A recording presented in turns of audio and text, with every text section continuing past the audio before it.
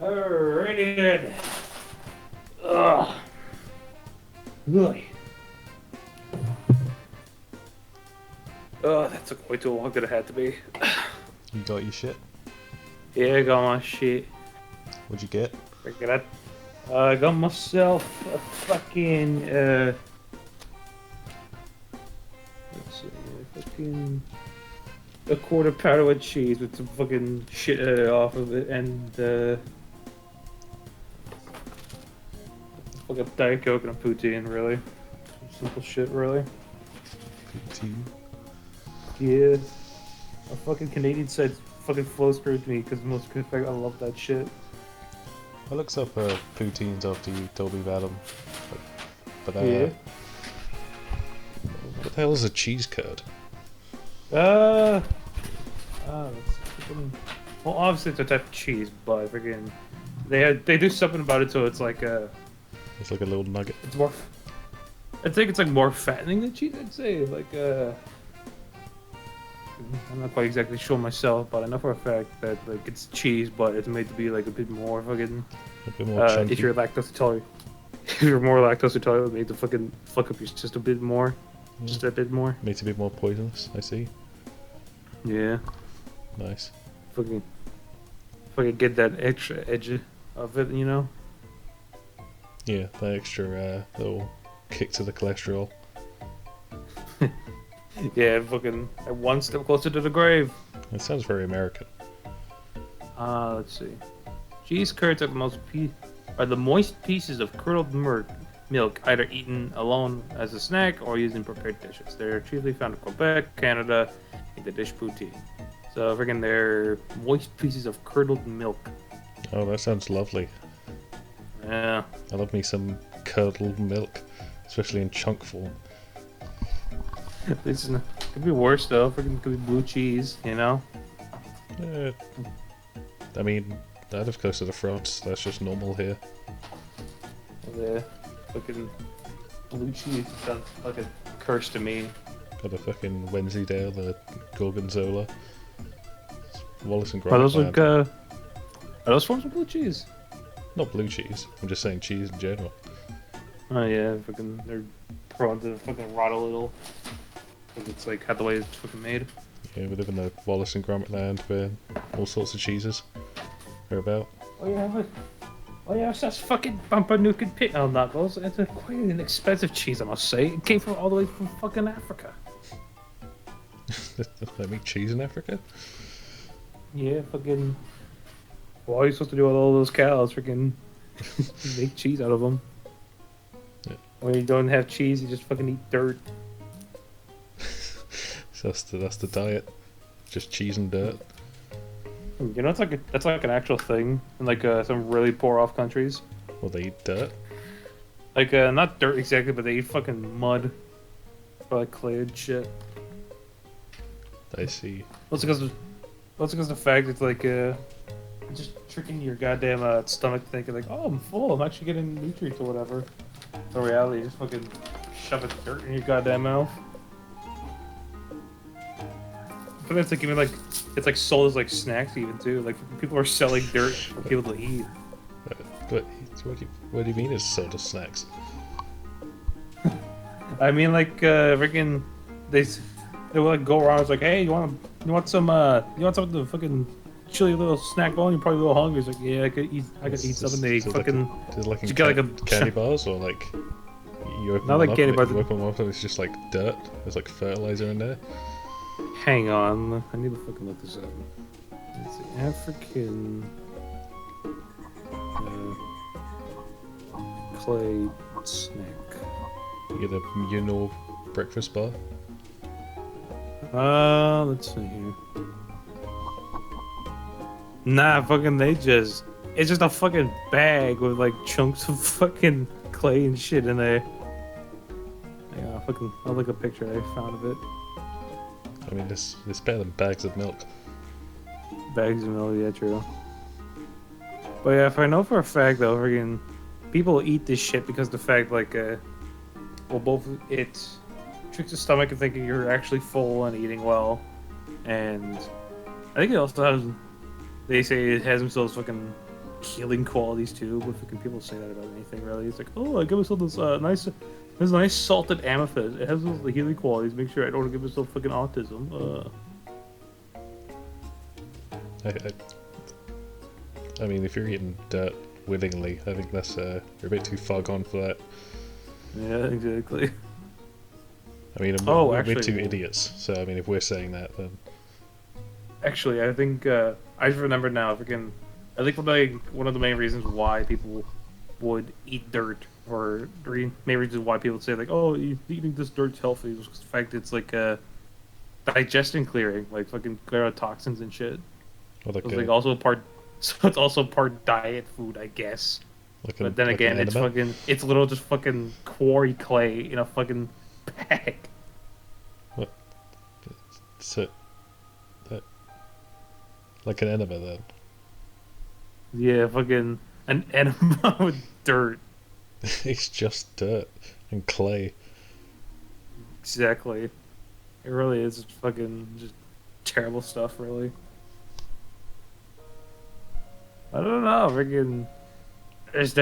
Outside of all those ones, I definitely would prefer eating that over fucking shrimp on pizza. Yeah. I suppose we're started I now, would. so. Oh, we started now? Well, Okay. yeah. I mean, we have a whole section about eating dirt, so that's a good place to start as any. Okay, let me fucking introduce everyone properly. Hello, everyone. This is the fucking SuSCast. So, freaking, it's been a while, freaking, we've done But some we, whole ups and downs, mostly downs, mostly downs, but here we are now. This is the new setup for the SuSCast. No more fucking dumb bullshit that we had in the last time, which I won't fucking link since the first episode deserves to be fucking lost to time. yeah, we weren't even here for the first, like, that wasn't even us. I was freaking. Oh, really? I was the only returning member, really. The only thing I remember about that first episode was there was this kid who like ran into the room like shouting "Link my SoundCloud." That's funny as shit. We just literally have ourselves a SoundCloud link where just lifted nothing but fucking farting and burping noises. Oh, that's no different from now then. Exactly. No, I'm kidding. I doubt it. Fucking oh shit. Let me think about fucking original.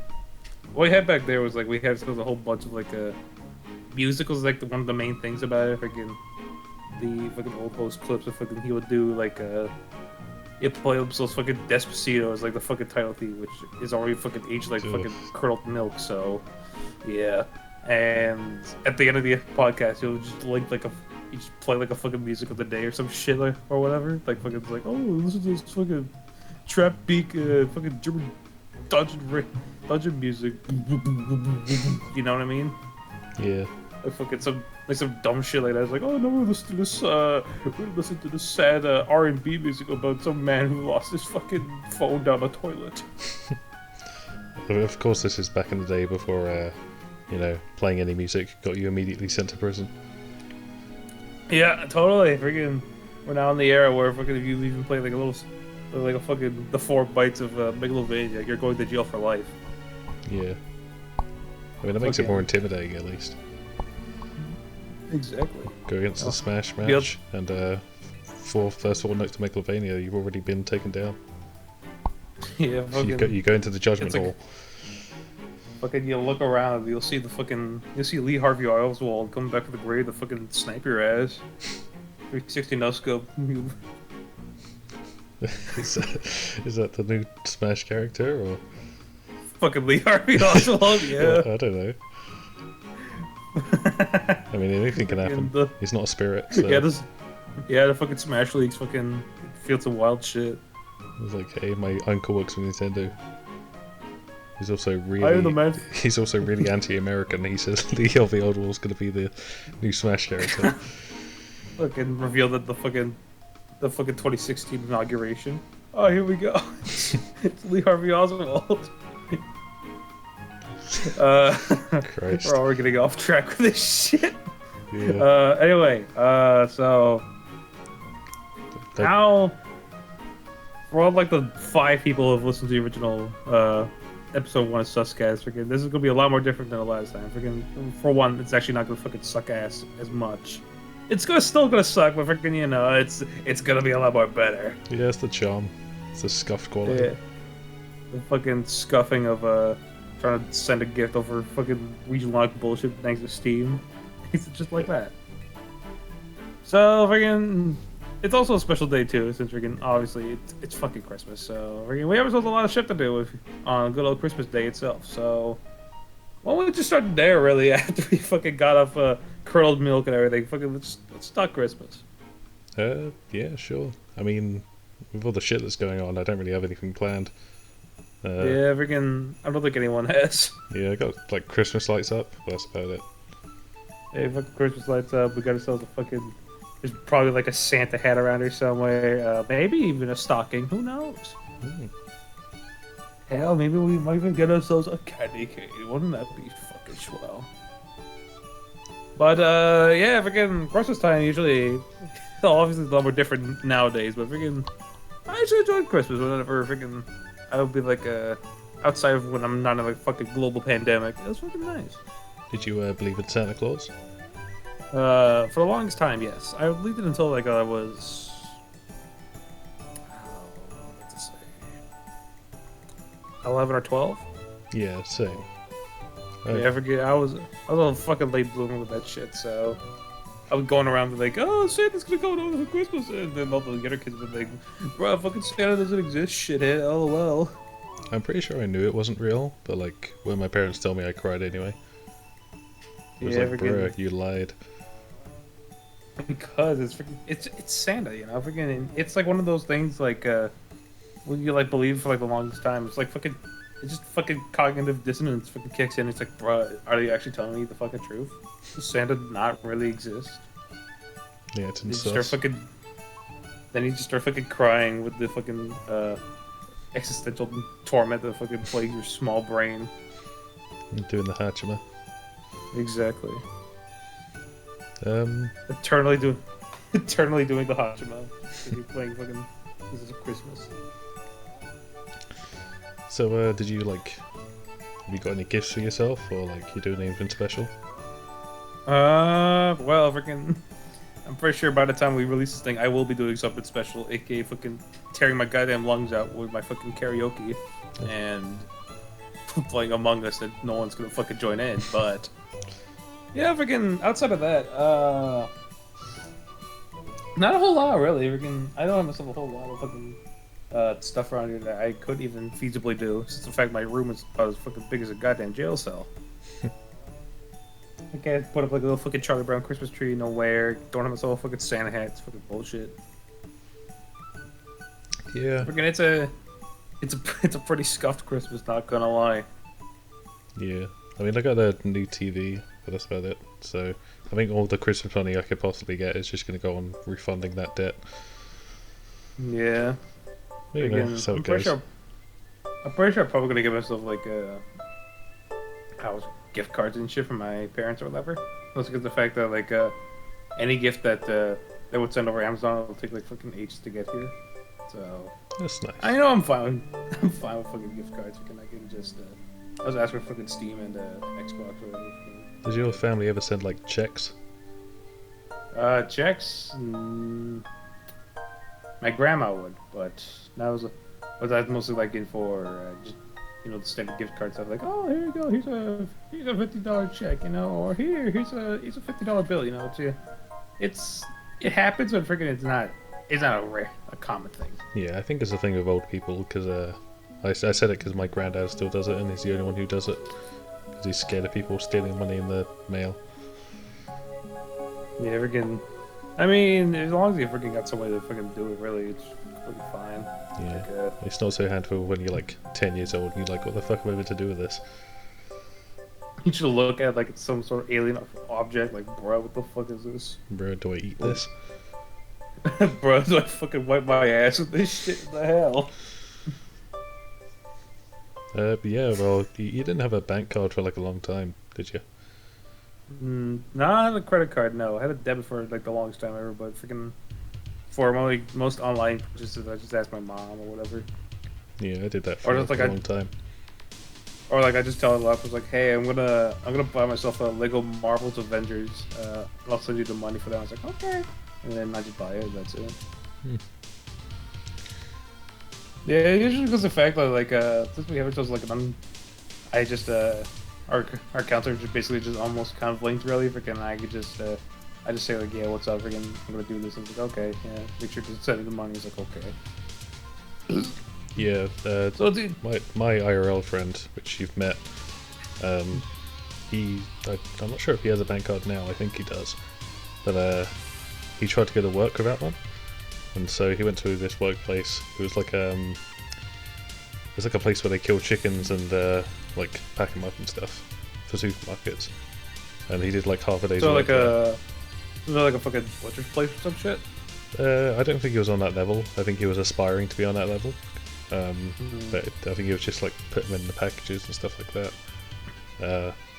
He did the work there, and then it goes to like lunchtime and stuff, and he gets called in the office, and they're like, "Hey, just want to know how you like want to sort out the paycheck, do the bank details and stuff," and he was just like, "Can you pay it to my mom's card?" And these fucking grown-ass men that don't even speak English were like, "Bruh, what the fuck?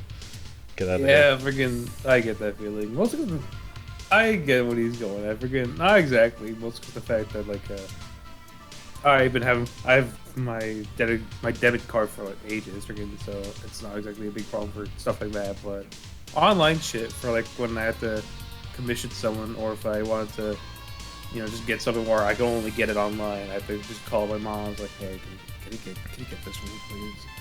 I need this. He's like, do you have the money for it? Yeah, I have it. I'll send you. I was like, okay. And yeah, freaking,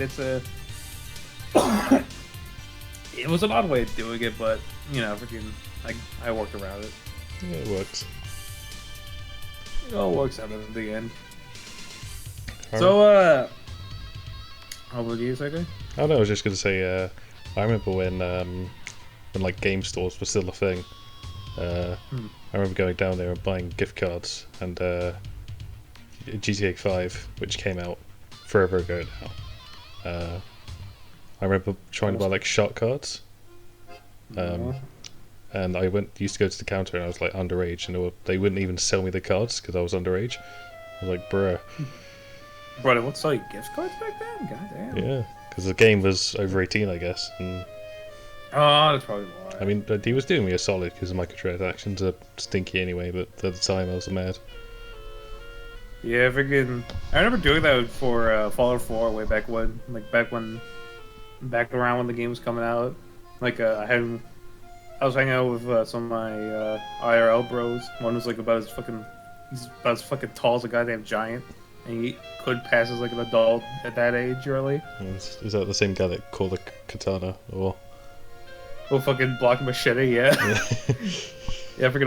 I'll tell that story later for everyone else. But yeah, it's the same guy. So this guy right here, he's tall. He's built like a fucking shit brick house. He's not exactly the smartest person in the world, but fucking he's a cool guy overall. And me and my other friends were hanging out with him, and we're going around like we're just hanging out at like this mall around here, fucking Winnipeg. We call it it's called Polo Palace, I think it's called. Yeah, or Polo Place or whatever. It's one of those. But yeah, we're like strolling around doing like just normal fucking teenager shit, and we're like looking at it's like, hey, Fallout 4 just released. I want to see if I can get myself that. I was like, oh sure, you want to get that? Okay, let's go over there, fucking look at it. Or fucking not even buy it, just look at it. It's like, whoa, there it is. And whenever I had myself the money for it, I was like, I could buy this actually. Let's give it a shot. And it's like, okay, yeah, let's do it. And I went up there, and this fucking fat dude who's like the cashier is like looking at me, he's like, sorry kid, you can't do that. It's like, fuck, why? Just because only mature people can play. It's like, fuck, man, god damn it. Kid. So yeah, I even tried asking him, my friend who blocked the machete about it. Freaking was like, hey, can you go over there and fucking buy it for me? I'll give you the money for it. I was like, oh, okay, I'll give it a try. And yet he still didn't get that too. He saw that guy by the fucking cashier like saw through our bullshit. It's like, bro, fucking get out of here. It's like, god damn it. Yeah, I remember when Fallout 4 was being revealed and shit. That was when I was still in like primary school and stuff like that, which you guys obviously don't have that, but that's a young age. It's like around. Oh, what's it around? Probably like my. It's like 2015, 2014, I think. Yeah, it was around there. That's probably around when I was like in fucking grade 8 or 9 or some shit for all people who don't have themselves like someone is in like primary school, secondary school, whatever. Yeah. I was in like in grade 9 or some shit right there. It's like 13, 14-year-olds old, I think. Yeah, around there. Yeah. And I remember that one was like, oh fuck, that game actually looked pretty fun as hell.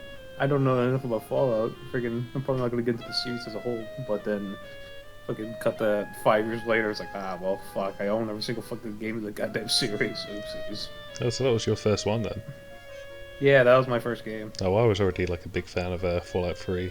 I don't know why the hell I managed to get it at like 8 years old, but I played the shit out of that.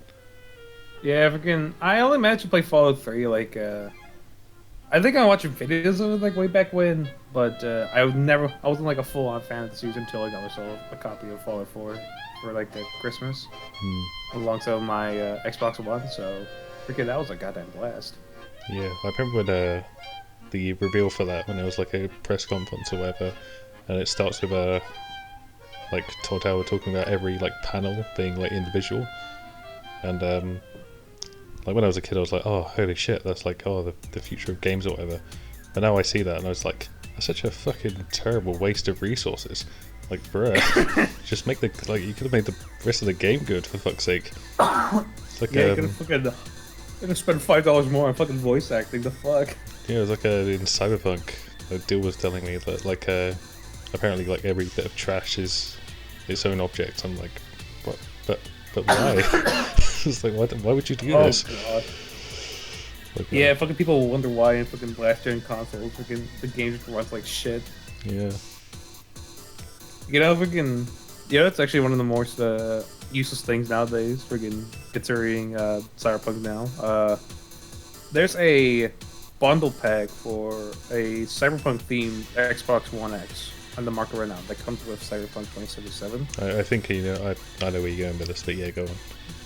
Yeah, freaking, it's probably gonna be one of the most scuffed versions out there. It's So like one of the most useless fucking bundles game. up. It's probably gonna be one of the most useless fucking bundles out there. Yeah. Now imagine that if it was like a fucking PS4 bundle or some shit. Oh god. I'm pretty sure there is. There must be. There has to be. I would be absolutely certain of it. Ugh. I feel like those bundles will be the most fucking rarest items to come by nowadays.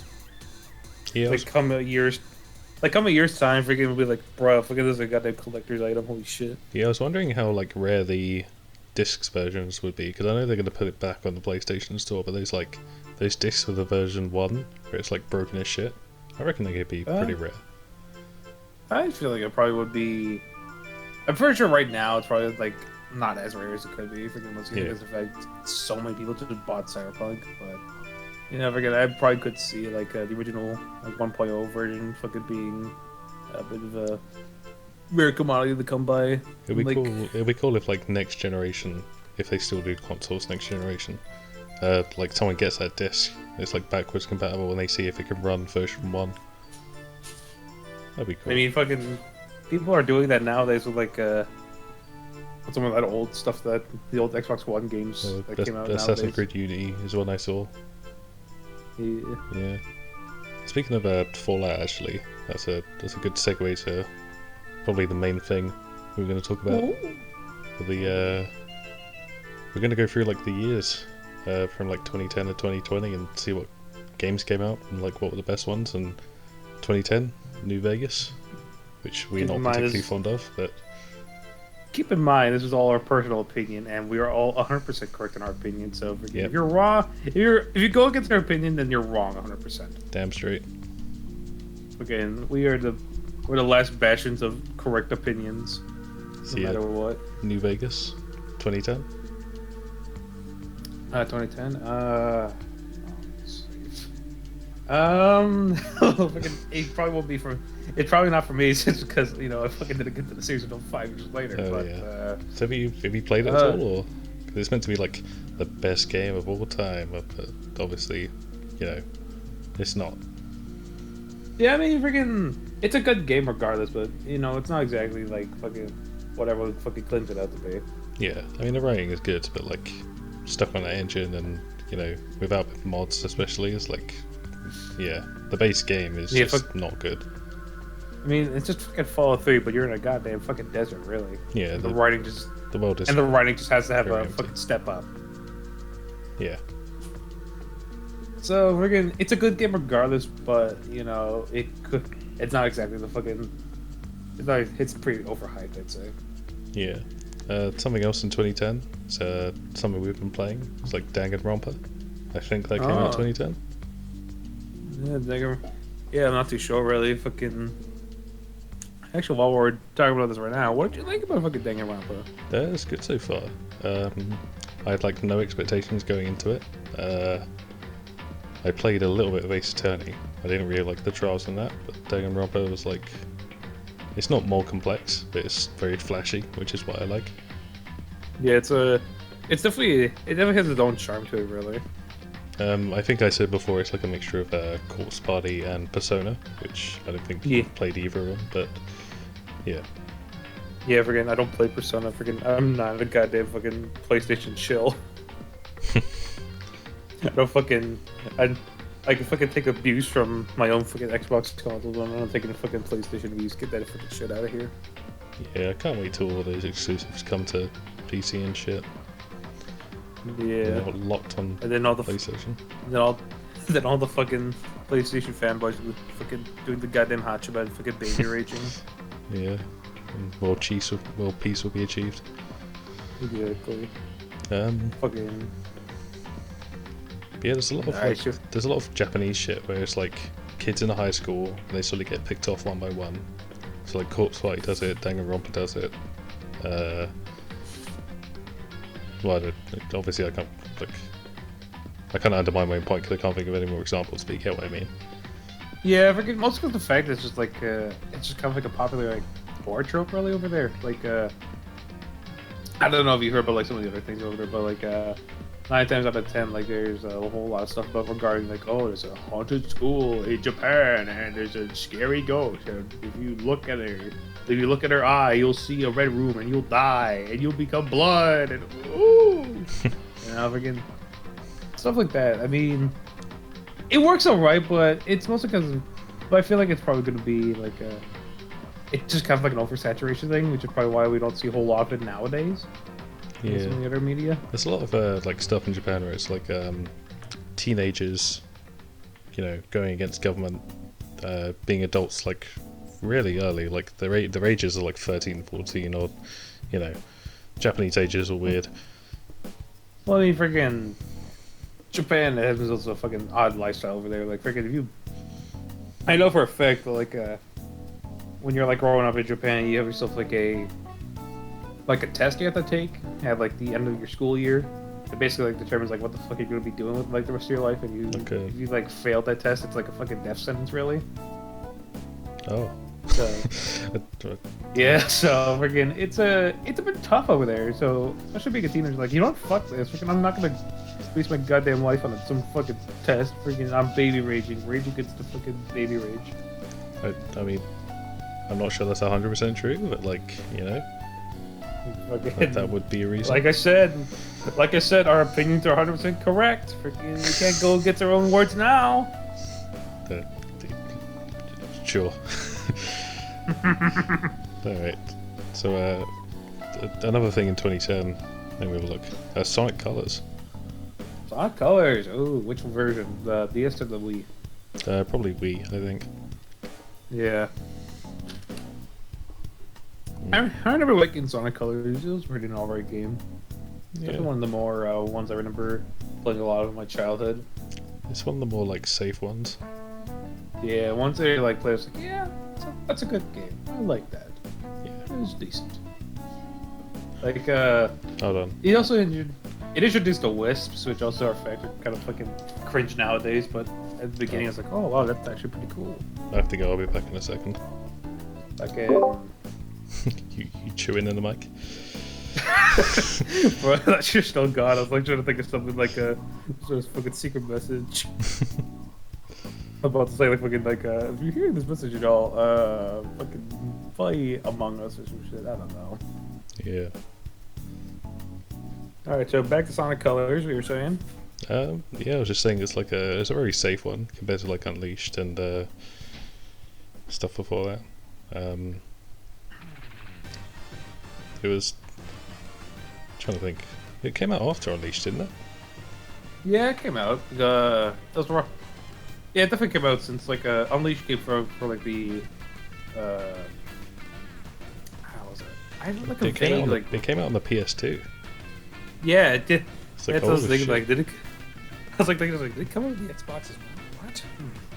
Hang on, let me look at this up quickly. Yeah.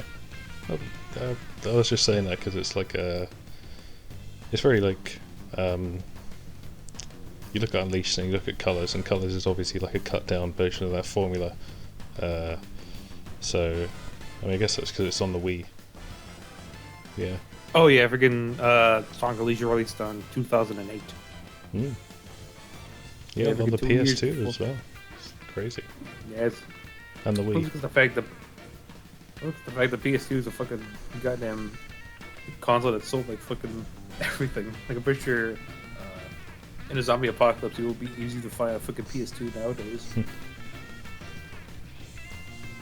But yeah, freaking Sonic Colors was definitely it was a decent title in the series really. It was super cool. Freaking I like the I like some of those wisps, but not freaking. I especially like the Cube. Mostly the fact that the music was all right. They should have stayed in that game. The Wisps. Yeah, Yeah. maybe like make appearances like one or two things, like in like it's like some sort of Easter egg or some small thing or whatever. But again, not becoming fucking stars of 4 fucking things in one go. So fucking dumb. Hey, we're going to fucking Mario World, and guess what? There's wisps. Bloody hell. They were a cool concept at first, but now they're going to be oversaturated as all hell, even more so nowadays.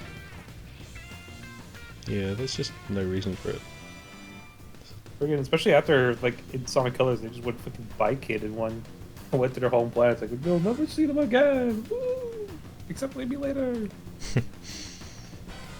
I think that's good enough on Sonic Colors before we make the whole thing about Sonic. So 2011 actually, Sonic Generations. Ah, there we go. Now that's a good game. Yep. I especially loved myself. Now what's it? I remember growing up with the Xbox 360 version of Sonic Colors, but also the Nintendo 3DS version of Sonic Colors. Oh no, Sonic Generations. I mean, fuck. Oh yeah. The DS version of Sonic Colors, by the way, is very good though. Yeah, I've played like a bit of it, but I didn't complete the entire thing. Yeah, it's like a new Sonic Rush game. A lot of the fucking Sonic games on the DS are actually pretty fucking sweet. Yeah, I've been listening to the OST of Generations on DS. It's got some good shit. Yeah, they got fucking big arms. They got themselves It's got a supporting they got me themselves from Bio-Lizard. Yeah, Adventure 2. I wasn't in the original. Yeah, exactly. It's freaking pretty good stuff. So back on topic.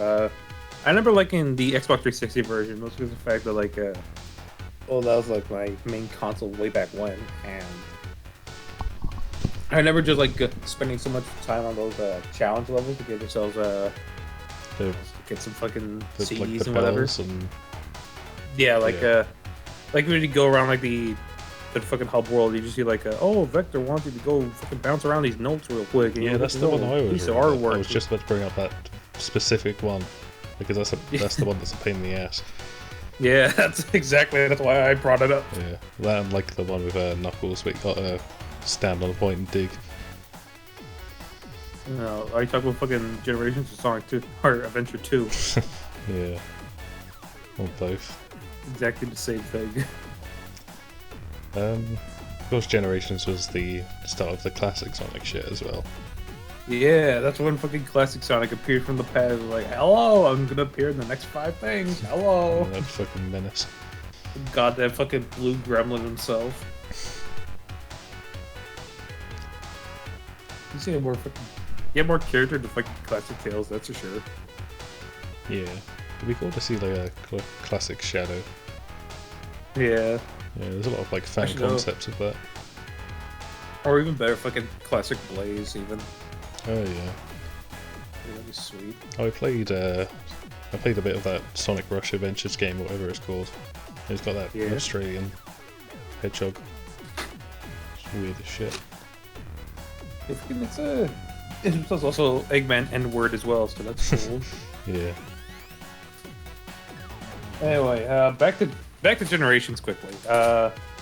One thing I also remember about that game clearly was like that was like the time when I first I think as far as I can remember, that's like the first time I remember hearing about like those old characters like fucking Knack the Weasel, Bean the Pole, Bean the fucking Duck, or fucking Bark the Bear, or whatever that shit. Because like in City Escape, there's like those posters where you can fucking see their faces on there. It's like, have you seen them? Because I remember that one clear. I was like, whoa, that's actually pretty cool. Who are these characters? Wow. I Yeah. bet they must be so cool. I bet they must be so cool. And they were like, oh, okay. Yeah, And that was the gateway to all the Sonic OCs. Yeah. Not the gateway to when I fucking. Actually, no, freaking. I don't even know if that was the fucking gateway or not. Freaking. Someone was the gateway, but I'm not too sure. Yeah, you just want to look up all the side characters and you go on Google, look it up, and you're like, oh Jesus. Oh. Jesus. Jesus the Hedgehog. Oh, God. He died for our sins. The story in Generations wasn't that great. Yeah, I forget. So was Shadow's voice. Oh yeah. You got this, Sonic. You got this, Sonic! Yucky. He sounds like a fucking villain in that one, Jesus Christ. I can do a better job. Fucking Vegeta. You got this, Sonic! But yeah, freaking. That was also. I think that was also the time when I fucking first really got into Sonic music with Generations, because the music file they have there. Because you could listen to all the things from like fucking Shadow the Hedgehog, Sonic Adventure, and the original Sonic games, whatever, you know. You know, that reminds me, because yeah, I know what you mean. In Generations, you can like you can choose custom songs to put over the levels, but like the Xbox 360 in general. Do you remember like I don't know if you ever did it, but if you put music files on the 360, you could play over games. Like you'd still have the sound effects, but the music wouldn't be on. It was really cool. Yeah, I never tried that one out though. Freaking my Wi-Fi would not have allowed me to do so. I remember playing Halo Reach, and my friend would like get a USB stick. It'd be like all this trash fucking music, but it'd be cool because you could still hear the game sound effects over the top. Yeah. It's a cool feature. I don't think they have it in the later Xboxes. If they did, I have no idea if they do or not. And I've never tried it. Yeah, who listens to music on their Xbox anyway? I mean, freaking I did for like a little bit. Oh. I fucking downloaded like SoundCloud to fucking listen to listen to some music on the Xbox. Like, yeah, this is cool. Oh, so you're Then I that realized, one guy fucking... then. And then I realized this is fucking dumb, and I fucking just deleted it off my fucking Xbox. The fucking duality of man. After a while, I was like, this is great, and this is dumb. Let's see, 2011. There's a lot of good shit in 2011 actually. There's Minecraft, Skyrim, Dark Souls, and Paul too. Yeah, Minecraft. Up to Minecraft and Skyrim. Since I've never played Dark Souls at all. Oh, well, you've seen me play it. That one Yeah. stream where I did the sword as the shield and the shield as the sword. Yeah, you got your goddamn ass kicked multiple times. I did win though in the end. Yeah, you did win though. Yeah. Managed to go through everything and fucking despite it all, you managed to win. Yeah. And Minecraft. so freaking, when did you get into Minecraft? Well, I remember actually pretty vividly the first time because that same friend I played Halo with brought it round on the disc. Put it in there. It was late at night and we were playing. That was the first time I saw an Enderman, and I shit myself. Not literally, but you know. Bro, you fucking brown rocket yourself out of there like yo. Yeah. But like no, I vividly remember because it was nighttime. There was like a little hole thing, and we fell in the hole because we didn't know how like controllers worked. And then it teleported right in front of us and jump scared us. And I hid behind the sofa. Damn. And now I can never go on easy mode again. And ever since that day, he's never played Minecraft ever since. Yes. So yeah, next game. Just kidding. Freaking Minecraft for me, I remember, I actually remember this clearly too. So, I remember back when, I'd say like I was around whatever age really, and I was at like around my hometown there was like a fair that would like come around, like every now and then. Like one of those, traveling, amusement parks or whatever, where you get yourself like a fucking spinning teacup ride, the zipper, which is like literally the most fucking dangerous ride known to mankind, and just a giant slide, some shooting galleries, like shit like that, you know, freaking like basic like carny stuff. Yeah. And I remember after me and my dad were like going to that place, like, oh yeah, this is pretty fucking sweet, and I think we just came back. I had myself some toys that I won from like from playing like a game or just doing whatever. Really, freaking, it was an alright time. Just a normal day. Like, yeah, this is an alright day. And my mom came to me and she said like, "Hey Connor, I want to show you something." And like she led me over to the computer, and when I looked at the computer, I saw the PC version of Minecraft like staring at me. It's like, yo, no way! Here's your Minecraft! Yo, call me Minecraft! I was like, yeah, I got you Minecraft. Have fun. It's like, woohoo! Yippee! Damn, you started on the PC version. I never would have guessed. I became fucking Anakin Skywalker. It's like, no, this is pod racing! And then fucking run down a goddamn minecart. Like, whippy! Must have been confusing as shit. Yeah, forget. I was like, I basically just full on shat myself. I fucking realized when my mom got me a mic, I was like, yo, no way, this is actually pretty fucking cool. Damn, we both had the connected sensation of shitting ourselves. Yeah, exactly. Freaking Minecraft just does that to people. And I remember freaking being a fan of those Minecraft YouTubers back in the day, like those old ones, not like the ones like Dream nowadays. And I was like, yo, I want to see if I can I can play with mods on Minecraft. That'd be so cool. And to be fair, I actually did manage to get some mods working. Way back when I was a little baby boy, I managed to get some mods working on Minecraft and Java Edition. I blue screened my grandma's computer trying to do that. And also the home computer. Damn. I actually think that was the first time I saw not safe for work stuff because I did it so bad those ads started popping up. Bro, fucking porn ads just started popping out. You trying to fucking get Minecraft? Yeah, legit. Yeah, freaking. I just downloaded those off those famous places where freaking people get mods from nowadays, like Planet Minecraft, you know, stuff like that. That's usually where I got my stuff. I usually like the descriptions of the YouTubers I watch. Usually link the mods. I was like, oh, okay, I'll do that. That's pretty cool. And I managed to get a couple of mods working. I remember I got myself. Let's see. I got myself I remember there was a mod that was like based off like the Legend of Zelda: Link to the Past. So like I have some. There was like a mod where I could have myself like fucking rock candies or like a fucking bomb flower or a fucking.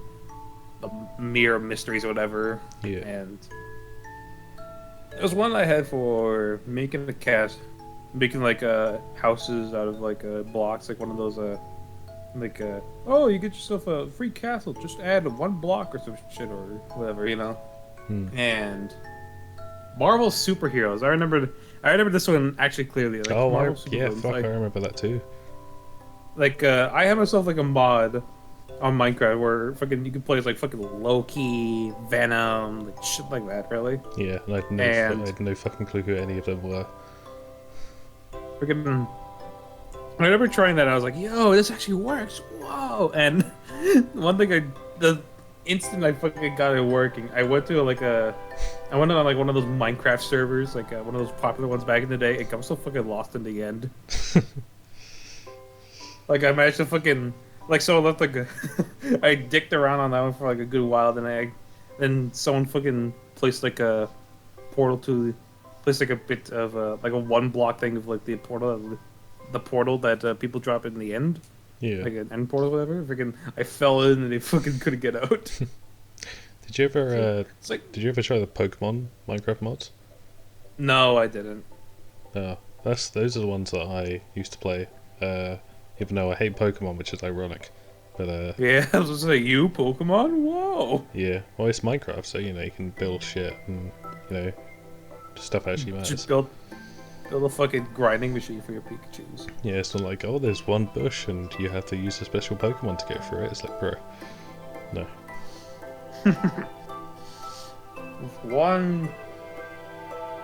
There's one big tree that you have to cut through, but you can't use your sword. You gotta use your Pokemon. Fucking hell. There's one old man just laying on the ground. You can't get past. You need someone to fucking step on his brain to fucking get through. Yeah. Uh. But yeah, those are let's superhero see. ones I used to play as well. The grapple hooks in Minecraft were always like a big thing. Grapple hooks in Minecraft? Oh, yeah. Yeah. Like mods. Like mods I would add in like special tools that are more modern. Freaking you really cannot get in fucking in Minecraft all things like Yeah, the fucking grappling Tinker's hooks, Construct and- backpack, like fucking backpacks, guns in Minecraft. Oh yeah, guns in Minecraft. that was a That's fun fucking- time. Did you a ever good like day. install? Did you ever install nuke mods? No, my PC would have fucking exploded if I did that. Oh yeah, same. But you know that was all part of the blue screening my family's computers. Ugh. Yeah. Ugh. Crazy stuff it was indeed. Anyway, on to the next game for 2011. Skyrim you mentioned. Mm. You're finally awake. You were trying to cross the border, right? Same as us. That horse thief over there. I used to be sweet on a girl from here. I wonder if she still makes those juniper berries. Whatever the fuck the quote is. No, it's a... There's another step forward. No, please, you can't do this. Archers! The rest of this podcast is just us quoting the scripts of Skyrim. This is us reading Skyrim. Yeah. Okay, read the entire B-movie script for our entire fucking podcast. Let's go. I never really played much of Skyrim, I don't think, to be honest. Really? I mean, I feel like I played like 100 or 2 hours, but I don't really feel like I played much. Yeah, freaking I remember I got into Skyrim before I got into the Fallout series. That was like my introduction to Bethesda as a whole. Because I got the Xbox version of Skyrim, and I remember my mom going like, "Here you go. Like, here's Skyrim for your Xbox." I was like, "Whoa, this is cool!" And I fucking go to my goddamn room. I'd sit down on my fucking mattress that was like on the floor since I couldn't fucking. We were too busy building a fucking bed frame. I'd go to my fucking big ass TV and just play Skyrim. I remember I actually got far in that copy. Actually, freaking, I managed to get to how was it? Like, the Keep of Alduin. Like, where, you know, that one area of Skyrim where, like, after you fucking took a ride from Odahviing and you end up in this like big old cavern. Yeah, is it like with the temple area? skeletons and like Yeah. the portal and Like you go into like that one like a big temple room and you fight like a dragon that like randomly spawns in there. yeah, I think I know what you mean. Yeah, it's before the Yeah, Southern Guard. Yeah, before you go to Sovngarde. And freaking, I remember that so clear because that was like the first time I ever fought like a skeletal dragon in Skyrim. Hmm. So like one of those dragon bones that actually fucking are still alive and everything. It's like, whoa, this is actually pretty cool. God damn. And yeah, freaking, I remember I played a shit ton of Skyrim. Even now, I still play a bit of Skyrim here and there. Mostly 'cause the fact that I just want to play some mods of that one. It's pretty fun. Yeah. Well, you know that like most of my time playing these Bethesda games aren't even playing them; they're just modding them. So Yeah, fucking, you have a fucking love-hate relationship with fucking Fallout games, especially with Fallout 4. That fucking, it's a fucking addiction that you can't get rid of. yeah. I think the best Skyrim playthrough I did wasn't even like a normal Skyrim one. It was like a Doctor Who mod one where like when you died, your whole character changed. It's like stats reset. You had to change your look. I had a fun time with that because I could do one life as a vampire, and then another life as like a werewolf, and then another for like a dragonborn and shit like that. So Yeah, so you can have like all your options open to you, really. yeah, it was like doing a bunch of different characters, but without having to restart every time. So it's just like I could jump in deep into it. So that's cool. Yeah, I remember also when Skyrim like made its appearance in the special edition of the Xbox, where you actually got that was like the first time I ever got my hands on like mods and everything too. It was like, wow, this is a whole new world that's opened up to me. Oh, yes. And one of my IRL bros, who's also the ones I've mentioned before, who freaking is a fan of Star Wars and overall just the guy who also got me into fucking Danganronpa as well. Freaking, he was the one who played Skyrim mostly out of the both of us after we got the special edition. Yeah. Like I would play here and there, and like, okay, yeah, this is fun. But what he would do is like he basically made himself like a fucking Sith Lord in fucking Skyrim. Holy shit. Yeah, like he had this fucking one character that he used constantly, where it was like this female elf, I think a high elf, with purple hair, and she had herself like a fucking magical lightsaber, and also apparently the Infinity Gauntlet. Yeah, so basically she was like she's a fucking demigod in the making, really. So, and there he fucking played. I was like, ah, damn, this is gonna be fucking fun. Just because the fact that also gonna do some dumb shit like fucking, use to snap your fucking fingers and the entirety of the Oblivion place. What the fuck is it called? That place you go to, like this main city and fucking the Dragonborn DLC. Yeah, I know what you mean. Yeah, that fucking place. You fucking snap the fingers and just a bunch of ash everywhere. Just like in that place actually. It's Chicago or whatever that city is. California. The fucking windy city. Crisis City. Fucking the shitty. I think my first exposure to Skyrim was probably back in 20. I think I brought this up recently. But yeah, back in 2011. I was at a friend's house and they had the PC version and they had these speakers. They were like water speakers. So whenever like a lot of sound came out, the water would shoot up. They're really cool. But we played Skyrim and we downloaded the Thomas Tank Engine mod, the Sonic mod, and because both of those mods has like ear rape sounds, like all the time, the water shot up and sprayed everywhere. It was funny as shit. Like a fucking water park. Yeah.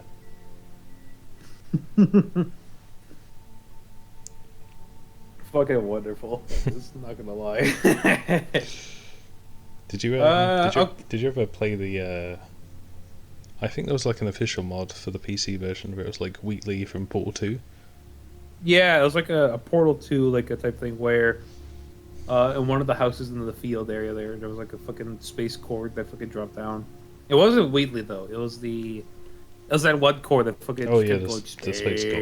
Yeah.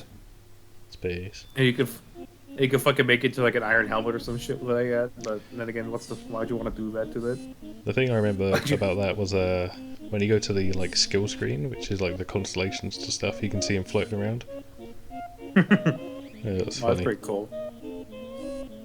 Which I guess leads into Portal 2. If you have anything to say about that. Portal 2? Yeah, have you played Portal 2? I played a bit of it recently. Have you just started playing it? Or... Oh, let's see. I got to that one area in fucking Portal 2 where GLaDOS is back, Wheatley's hiding away, and you're at that fucking one test chamber where garbage is being flung around on those fucking spring pads. Yeah. Yeah, that's how far I made it to the game so far. Oh damn. And I remember I know for a fact that like one thing that I've known myself about me is that like even if I haven't played like a game or played anything in like the series of it at all, I'll be like a fucking, if I like look it up or whatever, I'd be like a fucking fan of it. So stuff like this, I'll be like, okay, yeah, this is freaking cool. I like this. It's Val, freaking, there's a cool robot lady that fucking does tests or whatever. This The fucking funny robot. The funny British man. He's a funny fucking British man fucking speaking to me. There's a cool portal gun. It's sick. And for the longest time, I've considered myself like a mild fan of Portal, but freaking I haven't played like any of the games in like ages. Only recently have I fucking played like either 1 or 2, really. Yeah, I prefer Portal over Half-Life easily. You prefer Portal for Half-Life? Yeah. It's because of Wheatley? Partly. I mean, he's pretty funny in that game. One of my favourite lines in that game is, like, you meet up with him, and he's gone for a while, but you meet up again, and, he's like, oh, I got a job on the, like, nanobot assembly line. He's like, and then nanobot comes up, and he's his boss, and he starts telling him off, and Wheatley goes, oh, I'm sorry the assembly line doesn't compensate a nanobot of my size. He's like, yeah, I'll see you in court, bitch. Damn. Yeah, that's funny. But also freaking did what's one of the main reasons why did you like that game so much? Fucking GLaDOS. Yeah, she's cool. Yeah, freaking that's a classic. She's a classic character, all right. That's why she was in fucking Poker Night too. I was going to say Poker Night. That was a 2010 game, the first one. I think the second one is sometime around this, these few years. Yeah, freaking I wanted to play fucking Poker Night, but because of the fact that goddamn Telltale Games decided to go fucking belly up, I can't fucking play that shit no more. It fucking sucks. Yeah, I didn't realize they delisted it. Yeah, I think they're listed for like a while now, so freaking I was like, god damn, I'm disappointed. Freaking that's like the one in Texas Hold'em's like one of the only few games one of the few card games I actually fucking learned from a fucking video game, which was fucking this one. Yeah, then there's Smells Ash like Williams. What's that? There's Ash Williams as well. You were telling me about that I should watch. Yeah, that. Ash. Evil Dead, freaking yeah, that's like one of the main ones too. Freaking, I know for a fact, freaking, despite the fact, freaking, I fucking bellyache and digest, freaking, you've not watched any of the fucking Evil Dead series, which you fucking should. Is it? Honestly, it's a fucking movie. The movies are funny as hell. It's a movie, right? Especially like what's that? It's a movie, right? Yeah, fucking. There's like 3 movies in the series, and there's like a TV show. TV show, I don't know. I haven't watched it even at all yet, so freaking, I don't know if it's good or not. But the ones I fucking recommend to you are fucking Evil Dead 2 and Army of Darkness. Yeah. It's because Evil Dead 2 is like it's like basically like Evil Dead 1, just kind of retold. Yeah. Because they fucking just that. retconned the first one and made something completely different out of that one. I saw some clips because I was watching, like How to Drink. Have you seen that YouTube? It's was a YouTube channel that were like doing drinks from different TV shows and stuff, and Evil Dead was one of them. So. Oh. Yeah, I saw some clips. It seemed good. Yeah, it's a pretty hilarious movie. I remember my cousin showed it to me like a while back, since he's a big fucking movie buff. Then again, his entire side of the family is really. They're all like 80s movies fans, whatever, freaking shit like that. And I remember he showed me like Evil Dead 2. Like, bro, this is actually funny as shit. What the fuck? Yeah, I need to watch a lot more of like 80s and 90s movies. I still haven't seen Jaws and that kind of shit. Damn, freaking. You know what? True. Freaking, I haven't seen Jaws either. Yeah, I haven't seen Terminator. I haven't seen Alien. I haven't seen. Alien, I fucking unwillingly saw. It was because of the fact my fucking cousin put on. I was like, "Come on, let's watch Alien." I was like, "No, I don't want to watch Alien. I'm scared." I was like, "Watch it." Oh. I watched Jurassic Park, but that's it, I think.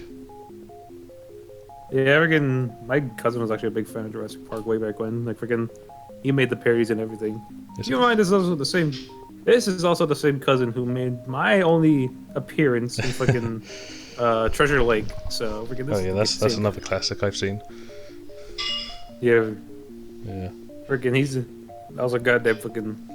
We'll explain that one on like some other point, but freaking, you'll see what I mean. Yeah, the director's commentary. Yeah. Do we have any other fucking movies from 2011 you want to fucking talk about now? No, not really. I mean, Dark Souls was the only one I had, but I don't think you've really played it, so... Oh, actually, freaking, to go back a bit briefly, there's, I'm just like looking up some games I've played in the past nowadays, and freaking for both 2010 and 2011, freaking I would go for Dead Rising 2 and Dead Rising 2 off the record. Ah, of course. Fucking these movies, these games are my fucking shit back in the day, even though I never played. Like I would watch the fucking the boss fights that would happen in that game. Like, oh fuck yeah, this is sick looking. Yeah, he's killing a man. He's fucking grilling him up. Whoa, this is cool. I've got my fucking ape brain, like fucking doing backflips and shit. It was goddamn awesome. And only recently did I start actually fucking playing the Dead Rising games, like outside of 3 and 4, unfortunately. And you know, fucking, I still love myself fucking Dead Rising 2. Off the record, definitely more of my fucking thing, since it just has Frank Larson in it. Frank Larson is just such a fucking good character. But Chuck Green, he's also a pretty good fucking guy too. Yeah, I've only played Dead Rising 3 and I completed that one back in my Xbox One days. Yeah. But I remember seeing someone else play Dead Rising, the first one, on the Xbox, and it scared the shit out of me because I was a kid, and like the title scene is like the title screen is just like a load of zombies crawling up to the wall with like weird music. Yeah, freaking that movie. I remember. I know for a fact that game was like, and like at that time it was like pretty fucking scary as shit. But freaking, I cannot fucking get into the original Dead Rising, not all that much. Yeah, it seems. It's mostly just the controls, you know. Freaking, I tried playing it. I was like, oh god, freaking, it feels like I'm playing like a fucking tank, you know. Freaking, it's not that fun to fucking play. I think it was one of the first 360 games, if I remember correctly. So yeah. Yeah, freaking. I wanted to give the game a chance. I can't play with those fucking controls. It's goddamn hell. Anyway, that's pretty much it. Shall we move on to 2011? Shall we move on to 2012? 2012 doesn't have much. There's Halo 4, which I personally like, but isn't like a massive game.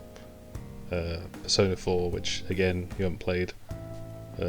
Borderlands 2, which I'm not really a big fan of, but I don't know if you are. Oh yeah, freaking.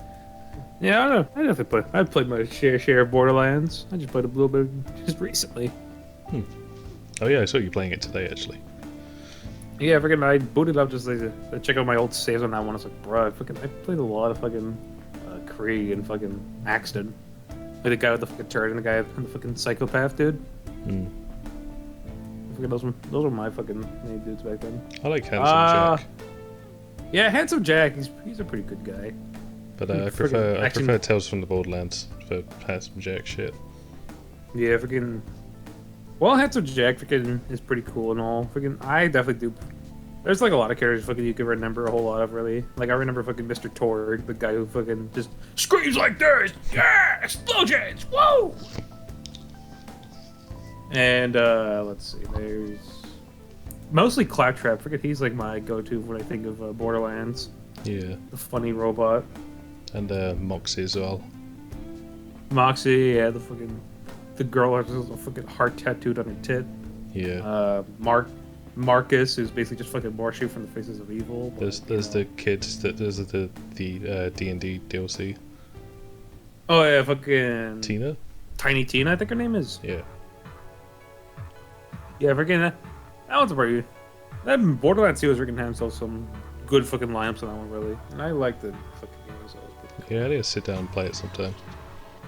Yeah, fucking go through the entire game and fucking do it. It's a goddamn grind though. Fucking, it's not a full on grind like how you fucking disliked it in Yakuza 7 like a dragon, but you know it's still a grind nonetheless. Just because the fact you're fucking shooting shit at everybody, and fucking if you go down, you gotta fucking kill someone before you fucking die. And if you fucking die, you gotta restart all over again. It's a bit tedious here or there, but freaking, you know, it's not the worst thing in the world. I did play in complete Borderlands 1, because when I was with the Just Jury team, that mod, the guy who was running it was like a really big Borderlands fan, and so we played it together. And yeah, it was just kind of a grind, and it was really anticlimactic at the end. But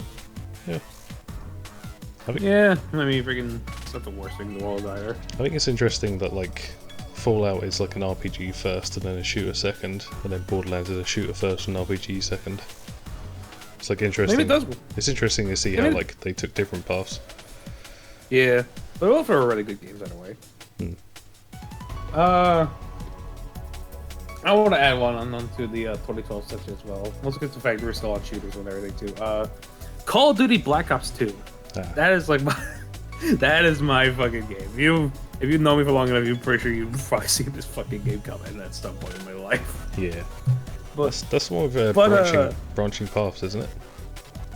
Yeah, it's well, in like the most layman terms, like you fucking water it down to the point where it's like fucking about as fucking tasty as fucking tapioca pudding. It's still a shooter regardless. It's still another Call of Duty game. But what I love about it most is mostly because of the fact that like it takes what it had from Black Ops 1 and fucking expands on it a good chunk of it. And you have yourself alternate endings for whatever you do, really. Like say you fucking what the fuck is going on? Like if you actually like draw, you're like doing like a draw. I don't want to fucking spoil the game for you since I know for a fact I've been asking you to fucking play it. Yeah, if the prices ever go down, I'll play it. Yeah, but I don't want to spoil none of it for you. But at one point in the game, you're at like this one part in the future where you're driving around in this fucking car, trying to escape like a fucking city that's already in like fucking ruin and shit. And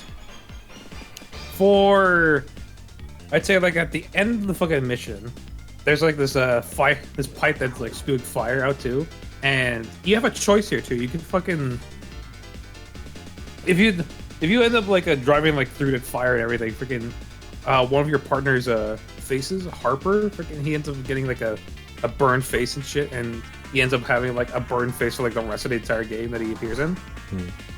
So like he fucking dodged that shit. He's just still normal and whatever, and you actually get an achievement for that too. And I mentioned the fact that also it's actually for a Call of Duty game, it actually focuses a bit more on exploring too. Like there's some parts in the missions you can do, and there's like a whole bunch of like places you could go to. You can find like new things or something like a bit of intel or an Easter egg or whatever that shit, you know?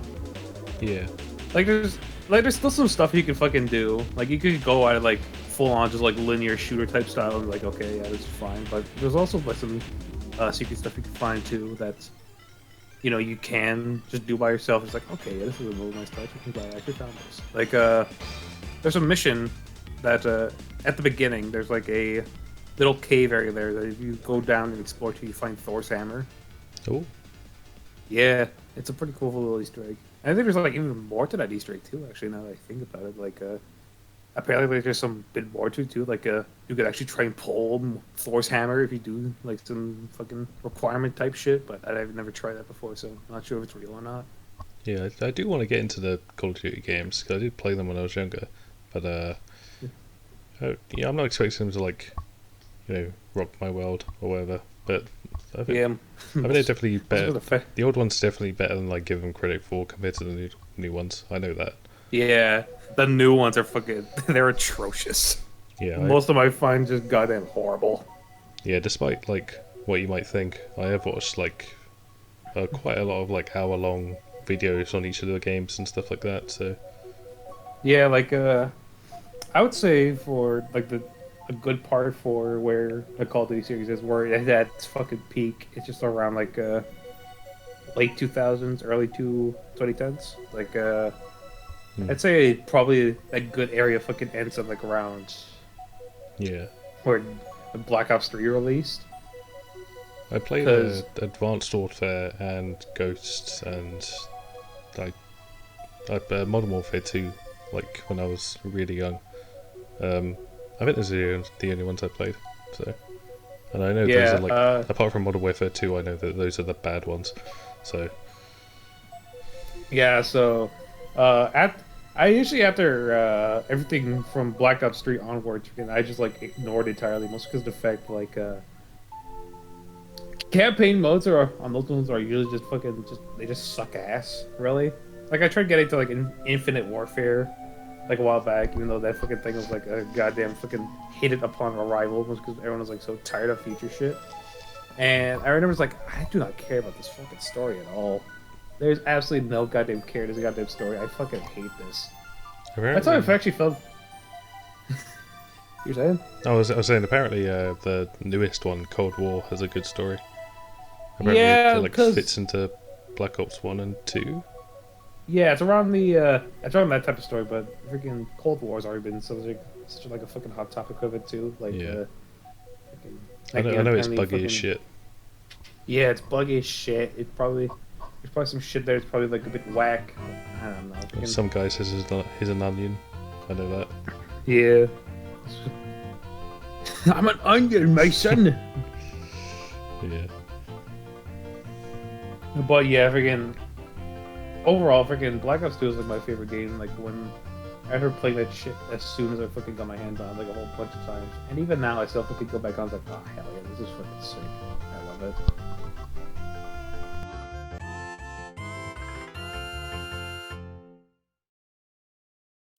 All right, hey, welcome to part 2. Woo! The second episode was so long, we had to fucking split it into 2 parts. Yay! Yeah, but not even like halfway through the decade yet. We're not even halfway done. Alright, so 2013 Garfield Kart. Obviously the best game of the year. Garfield card, nice. Yeah. Also, Don't forget. got a Metal Gear Rising, Assassin's Creed Black Flag, GTA 5. Did you say there was like 3 already yet? Was that 20? What was that? 2013. That was like around like. No. That was around November 22nd. Oh. Yeah, so Dead Rising 3. That's a freaking prominent one too for us, especially. So, do you like Dead Rising 3 then? Oh yeah, totally. I love that game. Oh, cool. Like that was actually my first actual entrance into the Dead Rising series. Like that was like the first game of the series I actually played, Same. and I loved it. It was honestly fun. Yeah, same. I don't remember too much about it because it was like ages ago, but yeah, I had a good time playing. Yeah, It had multiplayer as well, didn't it?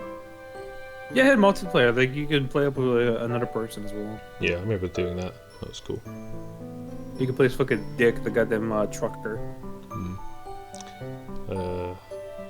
What else was I saying? Metal Gear Rising, of course, which is something I played this year. Yeah, really great. freaking that's your freaking Raiden's become your fucking favorite Metal Gear Like boy, husbando. hasn't he? Yeah, it's just like I mean, I think you should play it, but also don't expect it to be like, you know, the greatest thing ever because it feels like a B movie, you know. It feels like a knockoff sort of indie movie where they're trying to be a massive movie but they're not, and everything's kind of like awkward but also funny. So yeah. Yeah, I mean, I definitely might consider picking it up, but it's also because of the fact freaking that type of style game freaking just doesn't appeal to me. It's because the fact that I don't want to fucking break my goddamn hands. Yeah. It's not as bad as like DMC5, but yeah. Yeah, freaking. That's why I fucking never tried anything fucking Don't Let Cry at all. Freaking, I know for a fact if I do, my goddamn controller. I'll end up breaking a controller. Whether by me baby raging or me fucking just by pure accident. I think if you turn it on like easy mode, I think you'll be fine because like the story is really what you're there for. It's a short game, so Get fucking road rash after Waffle fucking tells me to get good. yeah. How's that for road rash? I shit my pants. I shit my pants and fucking kill a man. Ugh. Let's see. There's also Assassin's Creed Black Flag, which I played a shit ton of as a kid. Yeah, how did that one go actually? I never played any Assassin's Creed games. Oh, well, the Black Flag is like mostly a pirate game, not really an assassin game. So Yeah. If you're interested in like a version of Sea of Thieves that doesn't suck, then play Black Flag. Ooh, nice. GTA 5 2013, which is ages ago now. No, it released back in 2020. No. No, it's releasing soon.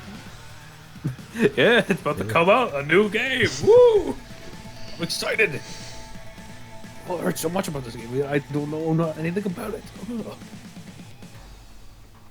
Fucking GTA 5, Christ. Yeah. It feels like so. It's so surprising that like you can fucking boot up that game. It's like, oh wow, this actually looks like a new game, and when it's like fucking 7 years old and shit. It's like, God damn. Yeah. Fucking Rockstar's like fucking writing that shit to the goddamn bank. I remember playing that as a kid on the 360, where it ran terribly, and yeah, I like GTA 5. I've only done the story mode once, and the beginning of the story is very, very like trying to be edgy. I think because they drop the N word like it must be 100 times. Yeah, because well, fucking you're playing Franklin and freaking he's hanging out with goddamn Lamar. Freaking Yeah. fucking asshole's gonna fucking drop the N word as many times as you can. Yee ass haircut. You get that fucking yee ass out and maybe get some fucking bitches on your dick. I nearly, And then, I almost got caught out saying it because I was saying it in my head. But, fucking hell. it was got fucking cancelled on the second episode. He says it in such a like a sing-songy way. It's great. I can see why like VTubers do it. And then fucking Franklin's just sitting there like, what? Bruh. That's like, if the bruh fucking sound effect didn't originate in where it was originally, freaking that probably would be the place where it would have originated in an alternate universe, probably. Yeah. So fucking funny. Another thing I also like about GTA 5 is Trevor, actually. Oh, he's Canadian. I like Trevor. He's Canadian, isn't he? Yeah, he's Canadian. That's a bit of a bias on my end, but also the fact he's, he's trying. Freaking, he's just such an odd character, really. Like in most like GTA games, freaking, you have that one character that everyone fucking remembers. Like, oh yeah, there's a Big Smoke. There's CJ. Whoa, goddamn. Fucking definitely. Trevor is definitely 100% one of those characters that you're like, oh yeah, GTA 5. Isn't that the one with Trevor was in? Yeah. Oh shit, cool. Yeah, the protagonists in GTA 5 are like, they're pretty memorable. I like them. Yeah, freaking. I like the like dynamic where, you know, Franklin and Michael are like father and son, and then Michael and Trevor, you know, when Trevor shows up, they're obviously like really scared they're gonna kill each other, but then immediately they're like bros again.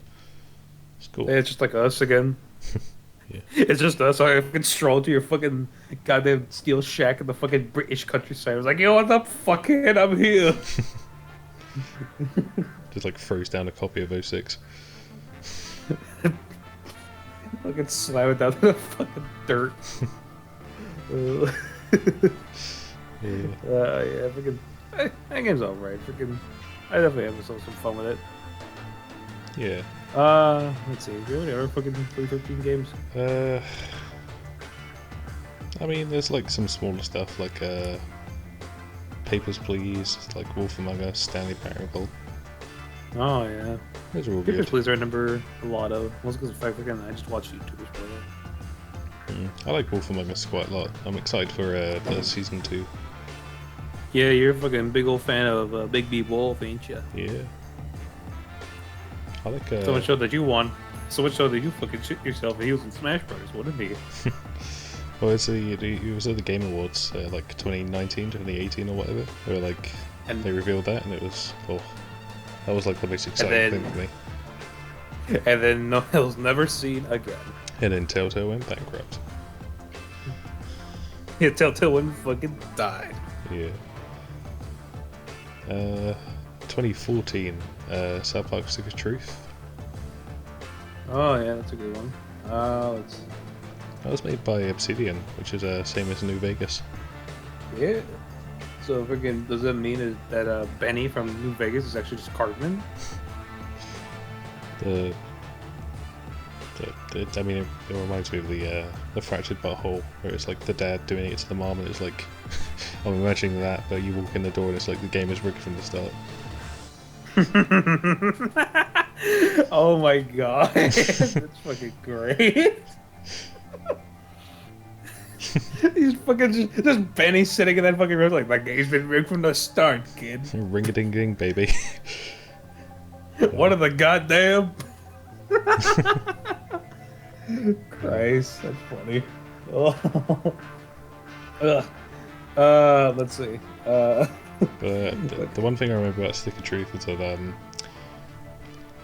the final boss fight is it's just like a naked old guy, I think. And Yeah, it's just zombie Kenny and the naked old guy. yeah, and through the whole game with like the Nazi zombies and like the scenes that were like banned in the EU. Yeah, fucking the alien probing scene, the part where you fucking give an abortion to Randy in a fucking abortion clinic, fighting the fucking Nazi zombie fetus. Yeah, but for like all that stuff, my parents didn't show up, so I just kept on playing. But that one final boss fight when I was just at the end of the game where the guy's naked, that's when my parents walked in. They're like, Sean, what are you doing? He's like, oh, Oh. nothing. I did nothing wrong, I swear. Oh, these children aren't beating this naked man for nothing wrong here. Nothing going on here. It's just a good old bit of a fucking beating up some fucking guy. Alright. This is probably gonna be one you're gonna fucking bro moment at, but fucking Five Nights at Freddy's and the other two sequels that came during that fucking year. They made two sequels in 1 year. Yeah, I forget Scott, huh? I think it might have been like they made like only the second one in 2014, but I remember he made like a whole bunch of fucking games in like the span of like 2014 and 2015, just fucking milking that shit dry. Yeah.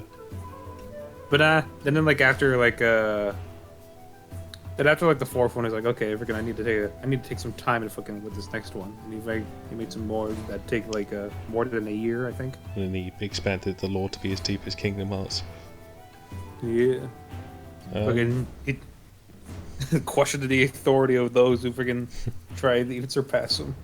About a funny bear and his funny friends. I do like the concept of Five Nights at Freddy's, like the animatronics and being locked in. It's just like the art style kind of kills it for me. I mean, it's refreshing, like compared to what we had back then. Anyway, I mean, like a lot of those had like what, fucking Slender and like a whole lot of those fucking copies, really. Slender, like Amnesia, all that kind of. There's a lot of Like horror games that were like very their own thing, you know. yeah, there, like a lot of those freaking everyone like took their own inspiration from just Slender, the Amnesia, like a whole lot of like exploration games with horror elements and everything. But I mentioned before, freaking I know for a fact he made goofs about me on this one earlier about how I thought Five Nights at Freddy's like changed like something in gaming. Pioneered the industry, yeah. Freaking I know for a fact I fucking goofed up on pronunciation of that one really, but what I really meant to say about that one was this is the first one I ever going to announce it wide, folks.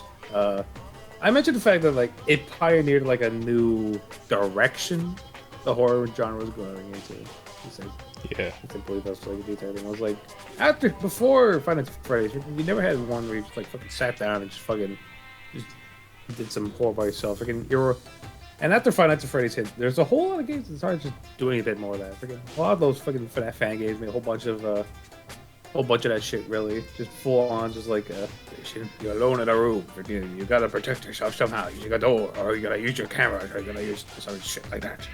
Yeah, I think, like I was saying, Slender, like Amnesia, FNAF, like all those games kind of came together and kind of pushed that industry to being more, like, you know, jump scare focused and, like, it was less like psychological, slow horror, like I haven't seen Friday the 13th, but I imagine Friday the 13th is like, you know, a psychological thing. I mean, you can make an argument for Five Nights at Freddy's being a bit more psychological than something like Slender or whatever. Something like Like, something like Alien, where I haven't seen it, but I think Alien is sort of like it's one of those things that's really tense, but the alien Yeah. only shows up like once or twice or whatever. Yeah. That's what I imagine anyway. Like FNAF But like a and lot of- Slender and whatever kind of pioneered a new thing where it was more in your face, more like adrenaline pumping. You know. I mean, you can. I would definitely say, like, for a lot of the other games, like a lot of the other sequels, like 3 and 4, whatever. Yeah, totally. But actually, no, 4 maybe not. But I'd say like the original FNAF and FNAF 4 probably were like one of the ones that did have a bit more focus on like something like tension building up. It's like, oh fuck, are they gonna fucking tell and shit? You know, or are they gonna fucking tell squid me or whatever? What's going on? You know? Yeah. And actually, I remember a whole lot of people like saying like, "Oh God, fucking Five Nights at Freddy's 1 and 4 like probably the more scary versions of the series, really." Most because the fact that the first one, it was like just so fucking basic as shit. It's like, oh goddamn, fucking this is you gotta fucking master this shit, you know. And 4, most because the fact that shit was like a goddamn fucking. It was like the start of when you actually had to use your fucking audio and shit to fucking work up everything. Like I'm guessing you've never seen a lot of FNAF 4, have you? No, I really don't know much apart from the first one. Yeah, so in the fourth one, you're basically playing like this kid, right? Who's fucking in his own room. He has those 2 doors in his own room for some fucking reason. He has a big ass fucking room, like basically a goddamn gym floor at a school. And basically the entire thing is you gotta listen for shit in order to properly protect yourself with that one. And the jump scare sound for that was like Buzz fucking ear splitting as shit. So freaking you have to make sure you have to fucking turn up your audio a whole bunch to go hear something more quieter, like breathing or all that ambient sounds or whatever. But freaking if you messed up, you got yourself a fucking earful of goddamn fucking you know?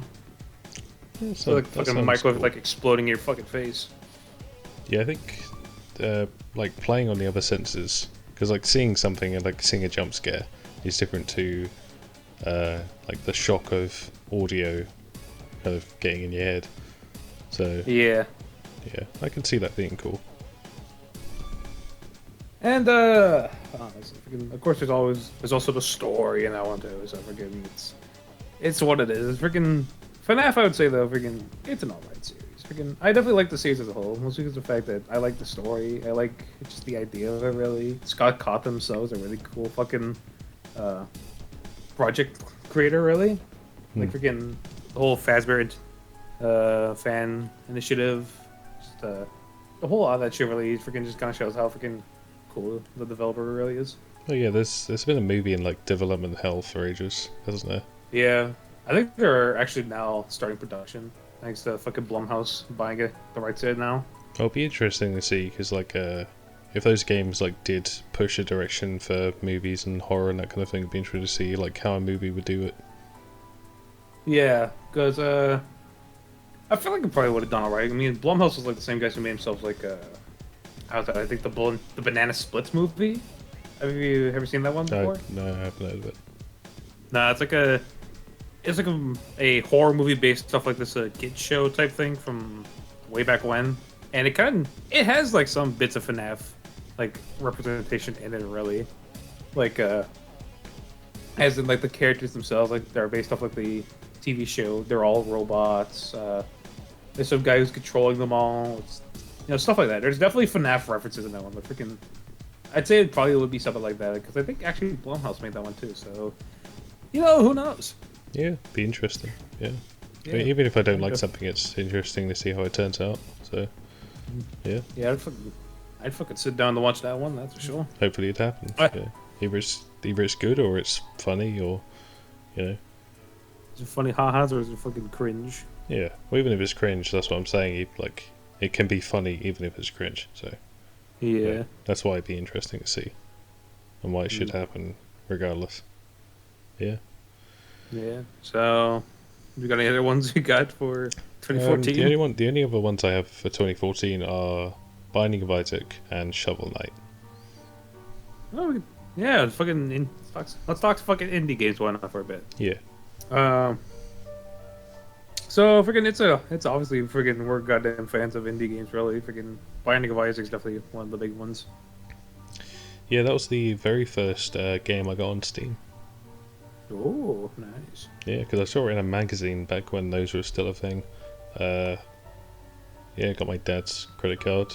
It was like, yo, buy this. I got it on You fucking his. swiped. I got it on his work Mac. You fucking swiped it. No. I was just like, hey, I'm bored. You have me for the weekend, but we can't interact because we're socially awkward. So, give me this game. And yeah, I remember going to his workplace, and I got it on his work MacBook, and one of the guys at his workplace like snuck up behind me. I was like, "Oh, I really like this game you're playing," and he like kept giving me tips and shit, which Cool. I still remember and I still use when I play the game. So yeah. Damn, friggin' look at that. Apparently- that game actually has those. Apparently, if you don't get hit during boss fights, you have more of a chance of spawning religious rooms. So Oh, that's why I remember. interesting. Hmm. Friggin', yeah, I remember hearing about fucking Binding of Isaac like way back when, but I never really fucking paid much attention to it until recently. Like, I'd say around fucking 2018, 2019 is like when I actually fucking started paying attention to the Binding of Isaac. It's like, oh, okay, this is actually pretty cool looking. I would try it out someday. I fucking tried it out. I was like, oh, okay, this is fun. I like it. It gets a thumbs up from me. Yeah, I like its vibe. I like its because it's demonic, but it's not like super over the top like Doom or whatever. It's just sort of Yeah, like it's not like. I mean, you're literally like a little child trying to fight through hell, so I'm not too sure. yeah. Well, it's like the story is like a kid, and his mother's super religious, so it's not like hell raising, but it's sort of against the idea of religious parenting, pushing kids to do bad shit. Yeah. So you kind of see it through like a kid's perspective, and it's like a little shit on the floor. So I mean, it's someone who freaking did grow up like mildly fucking religious and who just kind of fucking just like, yeah, whatever. Freaking, it's a thing that it's part of my life. It's like, okay, yeah, forget this is actually pretty cool. I've actually learned a bit more of religion from fucking Binding of Isaac than I have, actually going to fucking church. oh yeah, the characters are like based off religious things. So yeah. I have a big based off like stories, like the story of Samson, story of Lazarus, Asriel, and story of Eve, all that shit. Yeah, it's pretty good stuff. I never actually learned a bit more fucking religious shit from that game than anything else I've learned from fucking going to goddamn church, writing fucking coloring books, and singing goddamn church songs. Yeah, same. Actually, to be fair though, freaking a lot of religious stories actually freaking. Despite being, religious stories, some of the original ones are actually pretty interesting to fucking look through. Yeah, I think my family wasn't super religious, but it was definitely there. I mean, it's still kind of there now, but I remember having like a children's Bible, and I think I read through it, like all of it. I don't remember much, but yeah. Damn, you read through the entire Bible. Yeah, I mean, I had nothing better to do. I was that kind of kid. But, it's like I don't take it super seriously, but there's some good life lessons. So yeah, it's pretty alright. Yeah. Let's see, Shovel Knight. The Shovel Knight, freaking. I never played Shovel Knight. Hell, have you That's not? all I have to say. Oh fuck. But yeah, I played this as a kid. It's good. That's all I have to say as well. Damn, freaking. They're still. Yeah, everyone wants this. Yeah, this guy actually get a fucking assist trophy in Smash. Oh. Well, they still came out with new content up until like this year or last year. Yeah. So like new DLC story stuff. Those are cool. They're committed. I'll give them that. Alright, now on to fucking 2015. Well, We're halfway there, folks. 2015 Get was there eventually. Fallout 4. Fallout 4, yes. There we go. That's all we need. Go home. Yeah, We that's are- it. Next We game. already explained so much about fucking Fallout 4 as it is already. Yeah, Fallout 4 is it improved on a lot, but also took away a lot. So the general gameplay of Fallout 4 is good. It's like some of the best, and the writing and Yeah. stuff is some of the worst. So, and I Writing haven't played the DLC.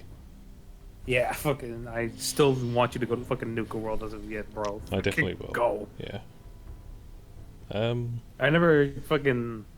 How was it? I'll actually reminisce a bit about some Fallout 4 stories real quick.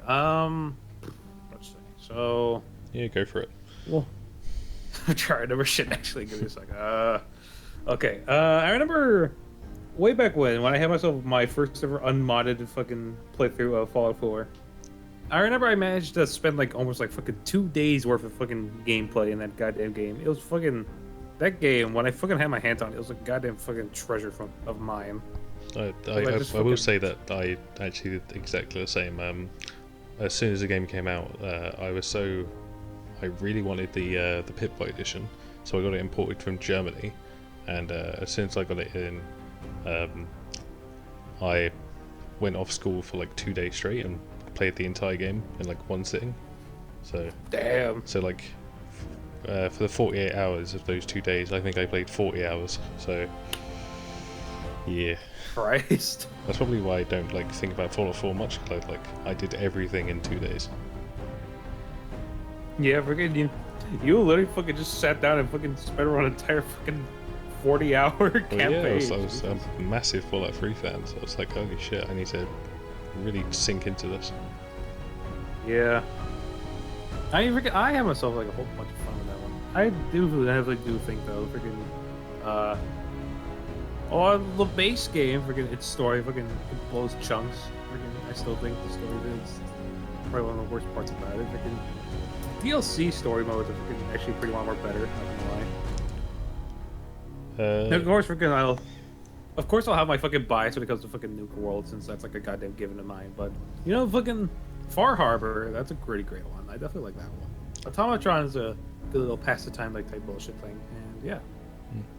I don't know if you know, but in Fallout 3 there were already references to Fallout 4, like what they were going to plan to do with it. So there's a whole quest line in Fallout 3 about simps, and it's not like With it's fucking the replicated man. fucking Zimmerman, right? Yeah. So I remember seeing that, and people were like, "Oh, that's going to be Fallout 4," and I was like, "Oh, that's cool." And I had this big I remember the ideas I had about Fallout 4 as a kid more than I do like the actual game. I thought it was going to be like this. Okay, so my theory was like Fallout 4 is all about green, right? It's got the green hue and all that shit. And Fallout New Vegas is yellow because it's desert and it's got the yellow hue. And so my theory was because the HUD colours is red. No, not fucking. Why did I say that? It's not red. It's green, yellow, blue, and white.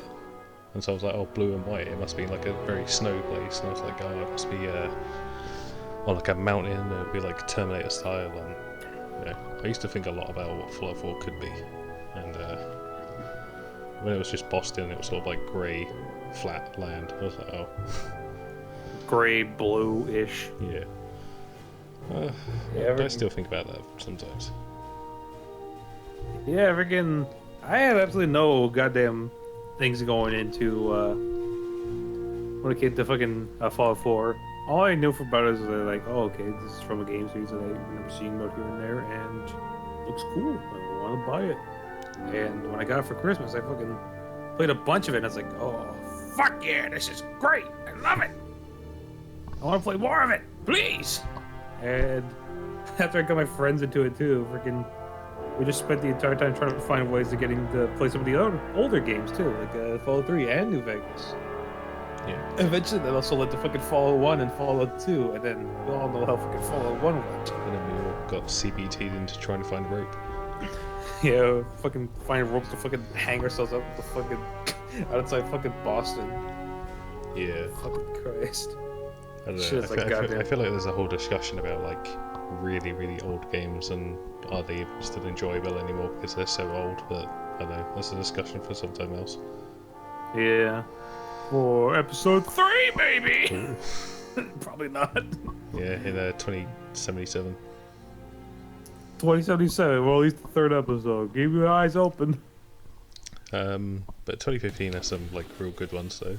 Apart from Fallout 4, Yeah. there's a Just Cause 3, which I don't know if you played much of, but I played a shit ton of. Yeah. You could I just, never fucking played any bit of a. I don't fucking any of the Just Cause series really. you should try out Just Cause 3. I think it's really good.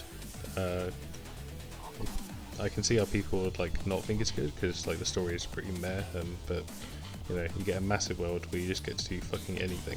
It's like a really good superhero game, but without being a superhero. But anyway, 2015, Yakuza 0, of course. Ah, yes. Yeah. The one and only game. I mean, what could I say about the game that I haven't already? It's good. There's a funny man with an iPad. This funny punching guy. Gets roller skates on and he skates around and it's really funny. There's a fucking MacGuffin in the land of a fucking McDonald's fucking lot. It's fucking fun. Yeah, there's an empty lot whatever. and there's an empty lot and an empty lot. It's a really good story. There's an empty lot there. It's pretty good. Yeah.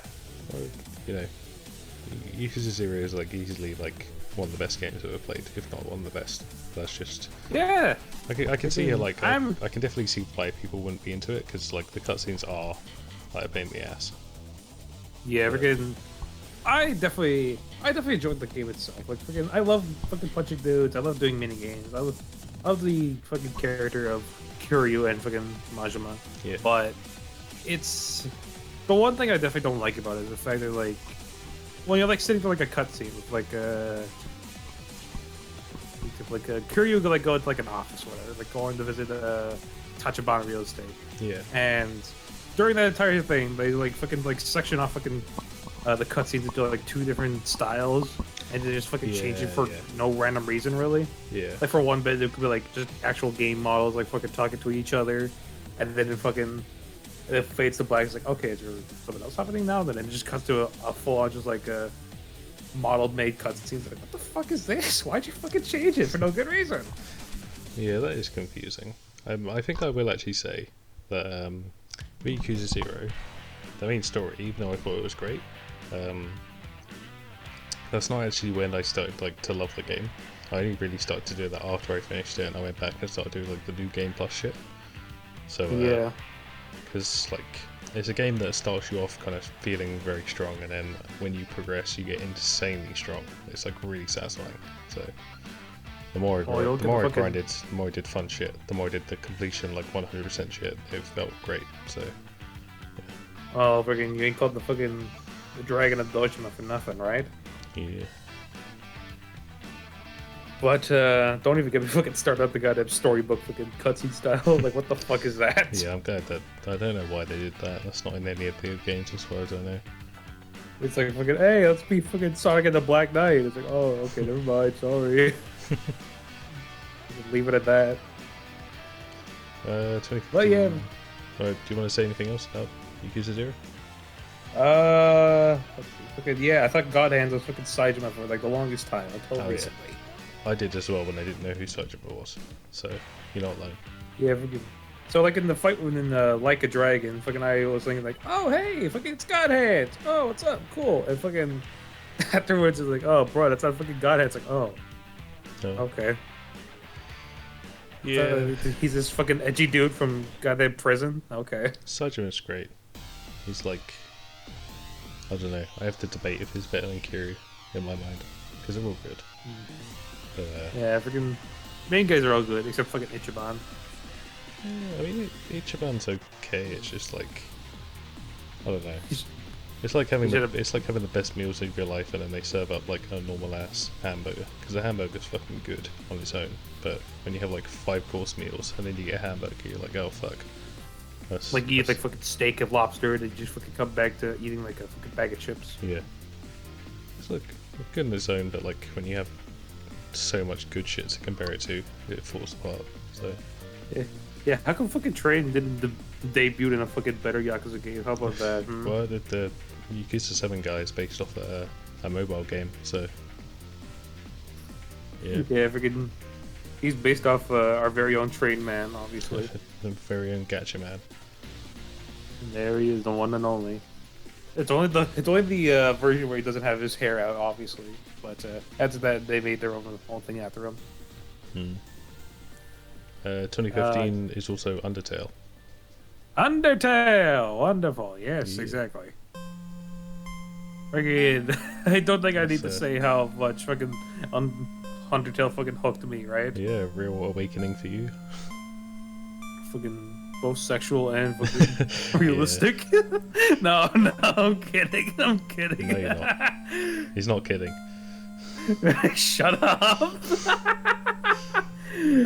Oh fucking Christ. Do you want to fucking start? Do you want to begin the Undertale talk real quickly, or what? I really liked it when I played it. It was like the first kind of game like that I played, where it was meta and self-aware, and like every line was a joke and shit like that. So it was good. Yeah. Sans, of course, is a really good character. Yeah. I like all of them. Yeah. What was I gonna say? Fuck. I was thinking of Malthus, and now you polluted my mind. Join the crowd. Yeah, it was the first game I saw that like had you be able to do like genocide and stuff like that. I mean, it's going back to it now. There's definitely issues. Like the game only runs at like 30 FPS, which for a bullet hell kind of sucks. So I can't really go back and play it with ease. But you know, as a game on its own, yeah, it's good shit. Yeah. For me, freaking. There's like no part of this fucking game where I realize like, holy fucking shit, I'm not happy with this fucking game, because the guy who made fucking Toby Fox, he really fucking put all out in this fucking game, and it really did fucking show. Yeah. Like all the characters even in their own type of way, freaking they're likable. You definitely go like, oh yeah, this is fucking sick. We mentioned Sam before, freaking Papyrus, Undyne, Toriel, Asgore, a whole lot of them. Freaking, they're all fucking just great characters. The soundtrack is fucking wonderful. Gameplay freaking is refreshing. The OST is great. The soundtrack. Yeah, that soundtrack is fucking wonderful, including the very famous song that we all know and love. Yeah, Dog Song. Yeah. Banana Slimer. And I would debate on who had a bigger fan base come around 2015. Five Nights at Freddy's or Undertale, freaking, because both of those were fucking big fucking powerhouses back then. And most of them show really freaking that was like the main right of what their hype train was going on with fucking Undertale being released that time, and FNAF getting itself all the fucking games come out in like fucking every single like 3 months or so. Fucking. Yeah, I mean indie games in general were doing fucking amazing back then. So like Undertale, FNAF, like we were saying before, Shovel Knight, Binding of Isaac, all that kind of shit. They were doing great back then. Yeah, they fucking struck gold, and it's only a matter of time until they come to Smash, in one way or another. Yeah, we're gonna get ourselves a goddamn Mika. We're gonna get ourselves fucking Isaac from Binding of Isaac as a fucking character, and Freddy Fazbear's a stage. just Freddy Fazbear's fucking like head. His fucking fat ass head. Yeah. You land in the fucking mouth party, you get fucking killed. Goddamn wonderful stage, I'd say. Yeah, Melee players hate it. Melee players hate it because of the fact it's not Melee. Actually, fucking quickly on Melee real quick. It's obviously the fact that like it shouldn't be no surprise that our fucking opinions of Melee isn't exactly fucking all peaches and roses, really. Yeah. It's like one thing I definitely would say. And freaking, you'll probably ask yourself again, like, oh, why are you so harsh on Melee? You know, freaking that game's a good fighting game, really. It's freaking full of fun, all sorts of fun shit. Freaking, I'm tired of the Melee fan base. Okay, fucking, I'm tired of fucking people going like, oh, you playing nothing that isn't Melee? Yucko, ew. Yeah, well, I don't think. I mean, I could go on about it for ages, but the problem isn't that Melee. It's not even a problem with like people making it competitive, because people can make it competitive if they want to. I think it's just like where people enforce that it's the only way to play. And it's like, you know, if you're playing Melee as just like a fun game, or Smash as a fun game, then you're playing it wrong. Or you're not picking characters because of like their tier lists or whatever, or like whatever the fuck, or no items, They're fucking, or you know, the fucking matchups or anything. it's like the game. If you just cut out most of the game to like play it, you know, the way it should be in air quotes, then you know, I feel like that's kind of a disservice to the game itself. Fox and Jigglypuff only. Marth also. Final destination, no items, no fun allowed. The only song you're allowed to play is fucking Megalovania. Yeah. Yeah, you know, I want to experience the whole game, so that's why I play with items on, and I do think there's a legitimate strategy to using them, but yeah. Yeah, some items are fucking cringe though, not gonna lie. Oh, yeah. In Ultimate. I feel like that makes In it. I feel like that makes it fun though, because I don't care about winning all the time. If I have a good time losing, then you know that's enough. So Yeah, freaking. No, freaking. It does get tiring after a while once you get yourself fucking blasted off stage with a fucking hammer or get your fucking shit mixed up by a goddamn rambling mushroom. I wasn't talking Ultimate at this point, but right now, but freaking yeah, it's some items I definitely would say if I could keep off, but you know, most of them you don't need to. I think the most important thing is like knowing people who can. If you're getting tired of something, you know they can listen and adapt and whatever. So options are good. Yeah. And as long as you like don't enforce shit too hard, then yeah. Which is the problem with like you know like Melee and that kind of shit, because it feels very forced that you have to play a certain way by the community. So Yeah. yeah, you know, Freaking- it is what it is. Totally, freaking. Actually, freaking. What was we still talking about? We're still on 2015, right? Yes. Yeah, 2015. Okay, just want to make sure quickly. Because I do believe Smash 4 is going to be coming up soon at some point. I want to make sure you don't miss it. Yeah, I don't have that marked Oh, down, wait. so you'll have to tell me. Oh, we fucking missed it. God damn it. Bruh. It's fucking 2014. Oh. Shit. Yeah, Let's fucking get it out of the way right now, I guess, real quick. I don't have much to Talk say about about it, Smash right so now. if you want to take the lead. Fucking Little Mac, fucking he blew goddamn chunks during that one. Bowser was a fucking clunky asshole. Modding, freaking, that was like the first time I saw Smash Bros. Modding. Contrary to belief, I played a whole bunch of Brawl back in the day. Freaking, that was on my. That was like that was like the entrance to when I saw fucking Smash Bros. Modding, like Project M and shit. Let's see. Yeah, Brawl is my nostalgia one. I'm not saying it's like the best Smash game, it really isn't, but you know, the aesthetics of Brawl is the one I'll always, you know, feel like Smash I peaked. mean, Subspace Emissary, freaking, just all that shit that Just the it theme kinda song. introduced it. The theme song with like Final Destination as well. Like, oh, Yeah, it was a goddamn choir beast right there. It was Yeah. like a fucking orchestra movie. That was actually my first ever Smash game. I'm not gonna lie. oh yeah, same.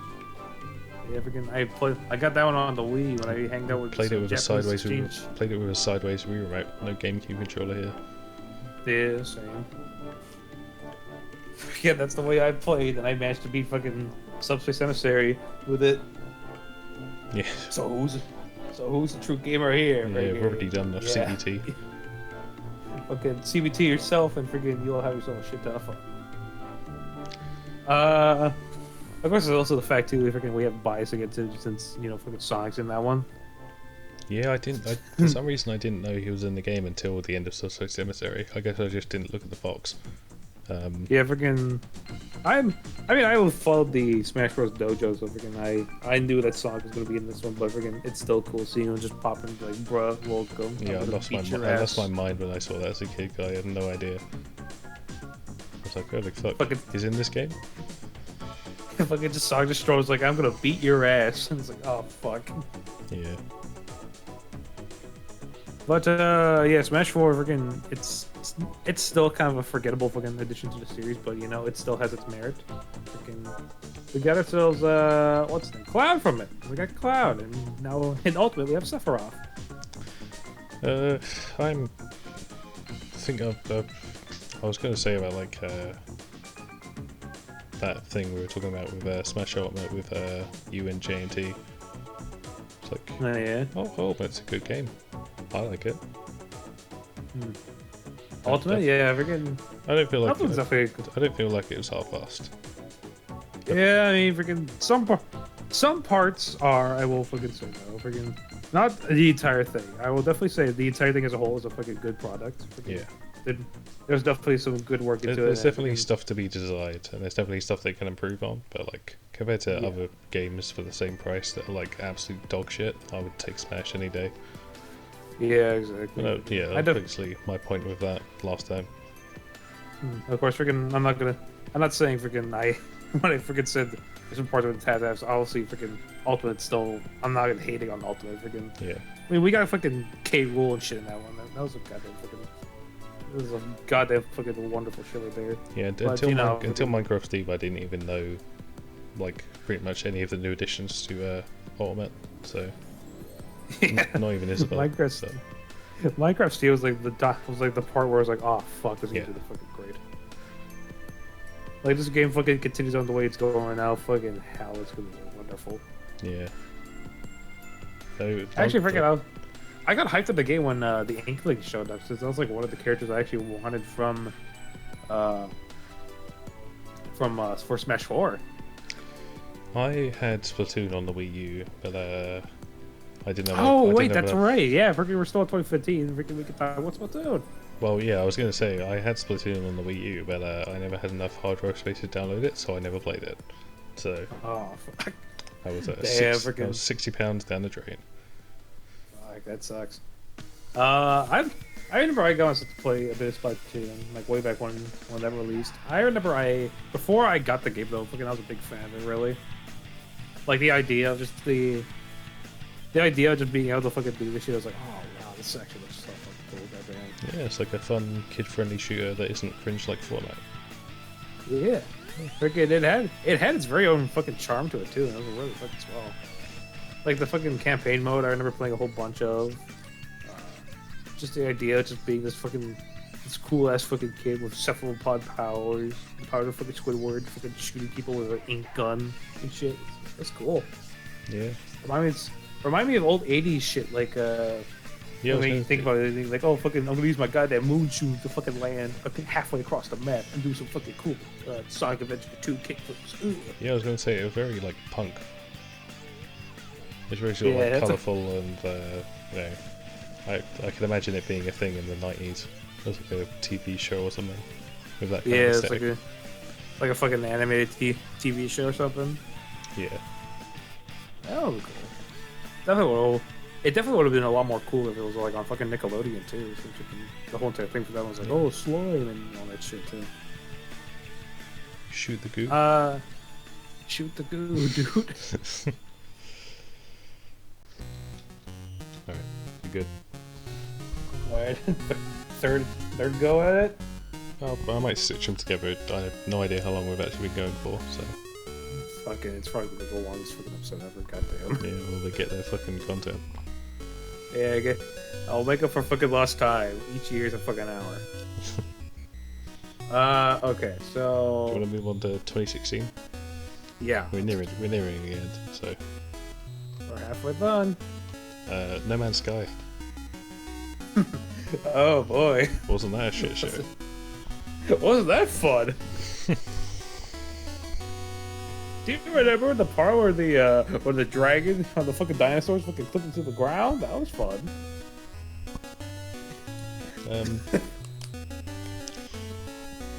I mean, you know, with like the 18 quintillion planets thing, I'm always thinking like, with video games, the more we do this shit, and the more we do procedural generated shit, and the better like hair physics get and like world physics get, you're eventually just gonna get like pocket universes games in like 100 years.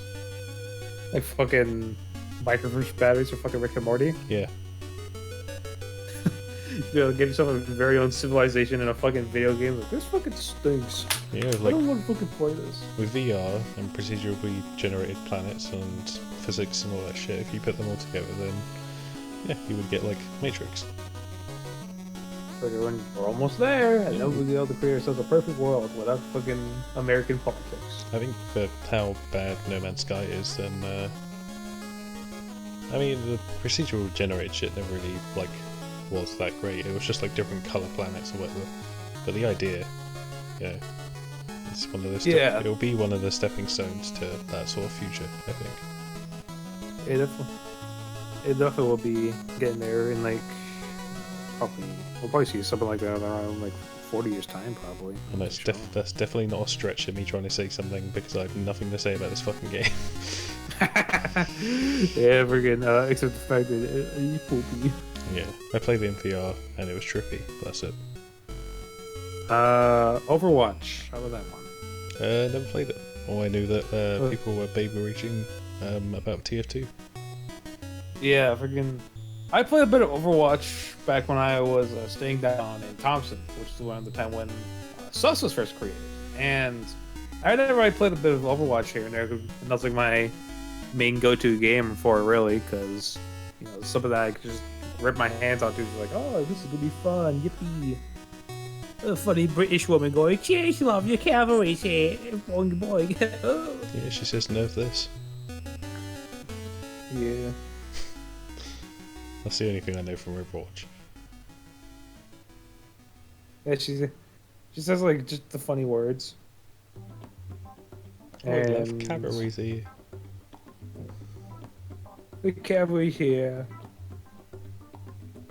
And just a whole bunch of other bullshit too.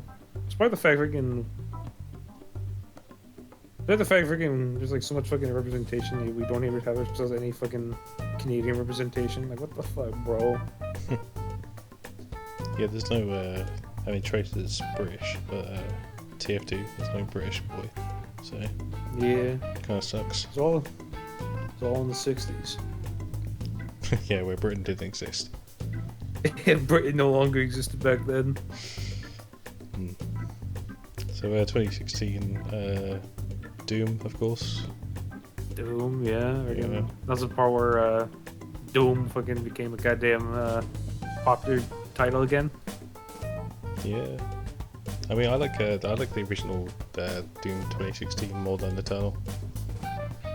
Yeah, I freaking. don't know if that's a weird thing or not. Both games are alright. That's safe to say, but I can't really form much of an opinion on it really since I've yet to complete any of those games yet. I mean, Persona 5 was also 2016, I think, but you haven't played Persona. XCOM 2, I don't know. Probably haven't played that. Yeah, I didn't put no fucking XCOM 2. Let's see. Super hot. Stardew Valley.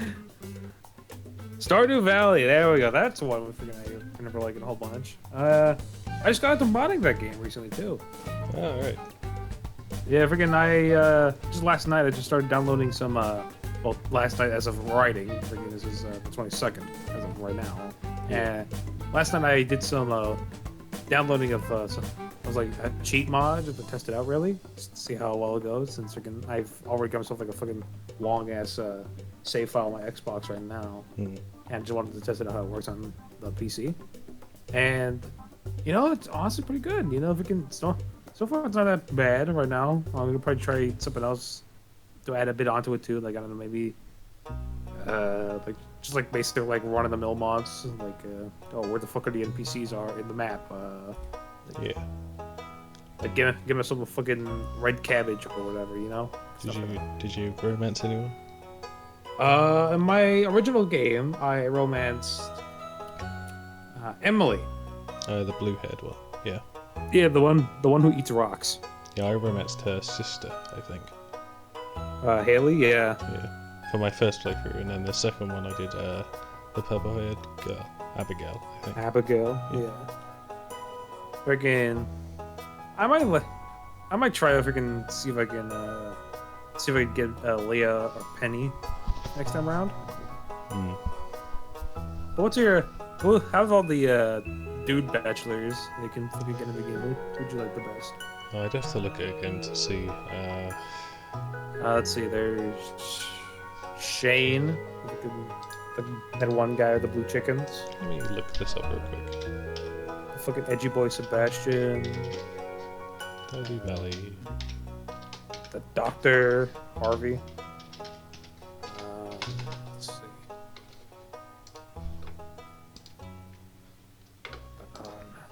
Fucking their names on the tip of my tongue and I can't figure out shit. Oh no, we're stalling for time on the podcast. Oh god. I think I'm looking at them now, and yeah, I mean, none of them really jump out to me as, you know. Yeah, again. Cut this bit out. Cut it out. I mean, there's like Goku, and there's like Shadow, and fucking lion mane looking man, and yeah, Fucking Ichiban. yeah. Fucking the medic from TF2. I think there's also a fucking sportsman. And Yeah, that's it. There's like the war veteran or whatever. Yeah, freaking. I can't remember a whole lot of fucking dudes outside of like Shane, really. Yeah. He's like the only one that fucking actually would never give me shit about. But yeah, freaking, I'm glad to fucking.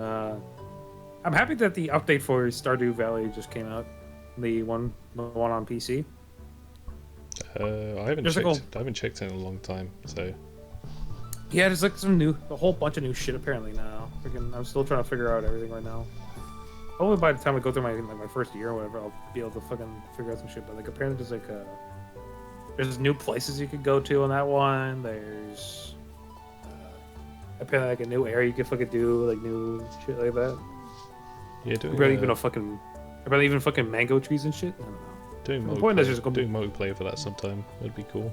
I don't think it would make Yeah, much progress, but you know, We'll get somewhere at least probably. yeah, it's Probably- nice. It's just a chill game to, you know, hang about in. Yeah, fucking a vibing game. Not like fucking Left 4 Dead 2 where we fucking baby rage at each The other. Fall Guys are constantly screaming. Fall Guys are constantly going woo at us and fucking causing us to go insane with power. There's a powder that I'm gonna have like anxiety about in my sleep for losing. Fucking a powder that you're basically fucking in the goddamn barn. Let's see. Do we have any other Megu fucking med 2016 kits games? that I'm gonna have the FBI bust down my door for. Yeah. Yeah. Freaking. Trust me, we're gonna That's, fucking censor that once that comes around. I think I might have enough clips in the December sort of backlog of stuff we've done to make a comp video, and I've already done the censoring for that bit. Mm. And it's, What'd you fucking censor them with? the two Megu faces? the two top bits are Luna, Nani, Nora faces. You know, the pink haired girl. Nice. And the bottom bit is just a giant Hajime.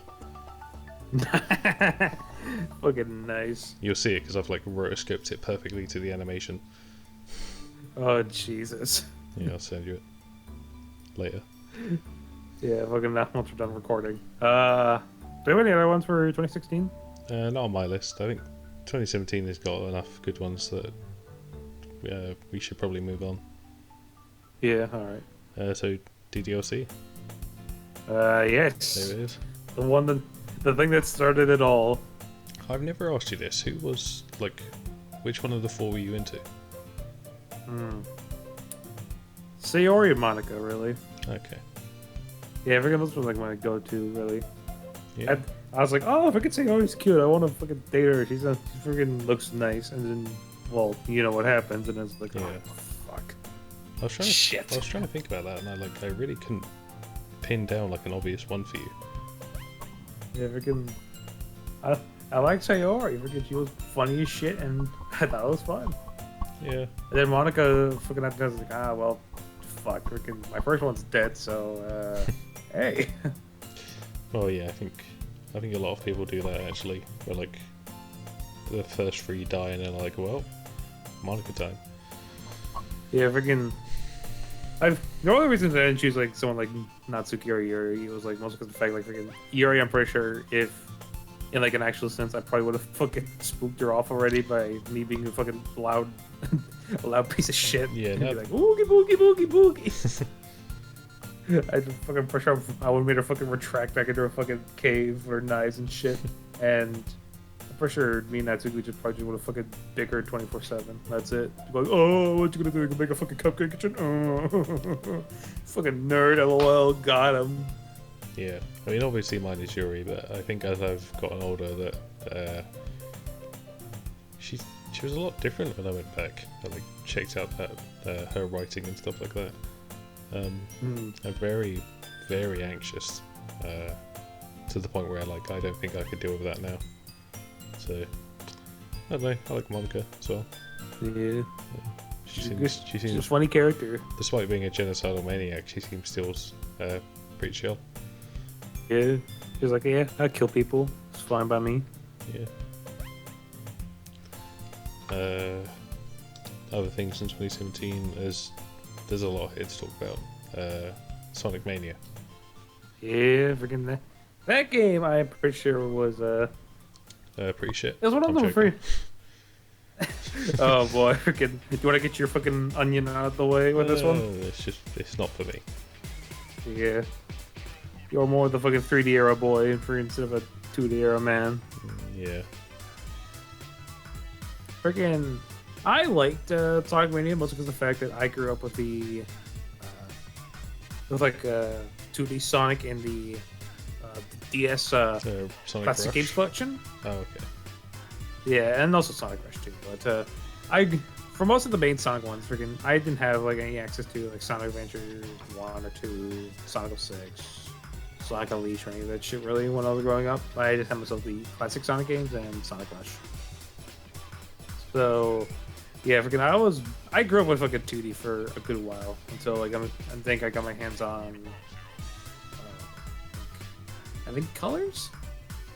Yeah, I think Colors. I think that's when I finally moved on to 3D Sonic, and then Generations afterwards, and then Mania, and then a whole bunch of games, and then I got the Forces, and I was like, ah, fuck, I'm tired of this shit already.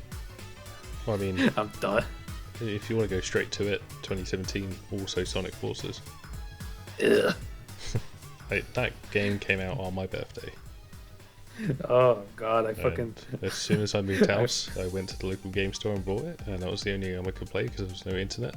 And yeah, it was on the Switch as well. So Yeah, freaking. I actually had myself like a friend I had in high school who got himself Sonic Forces on the Switch as well. I was like talking about like a Sonic Mania that I had on my Xbox 360, on Xbox One. I was like, yeah, the game's pretty fun. I like it. And she's like, oh, did you got Sonic Mania? He's like, yeah, freaking. What did you get? Oh, I got Forces. Is that any good? No.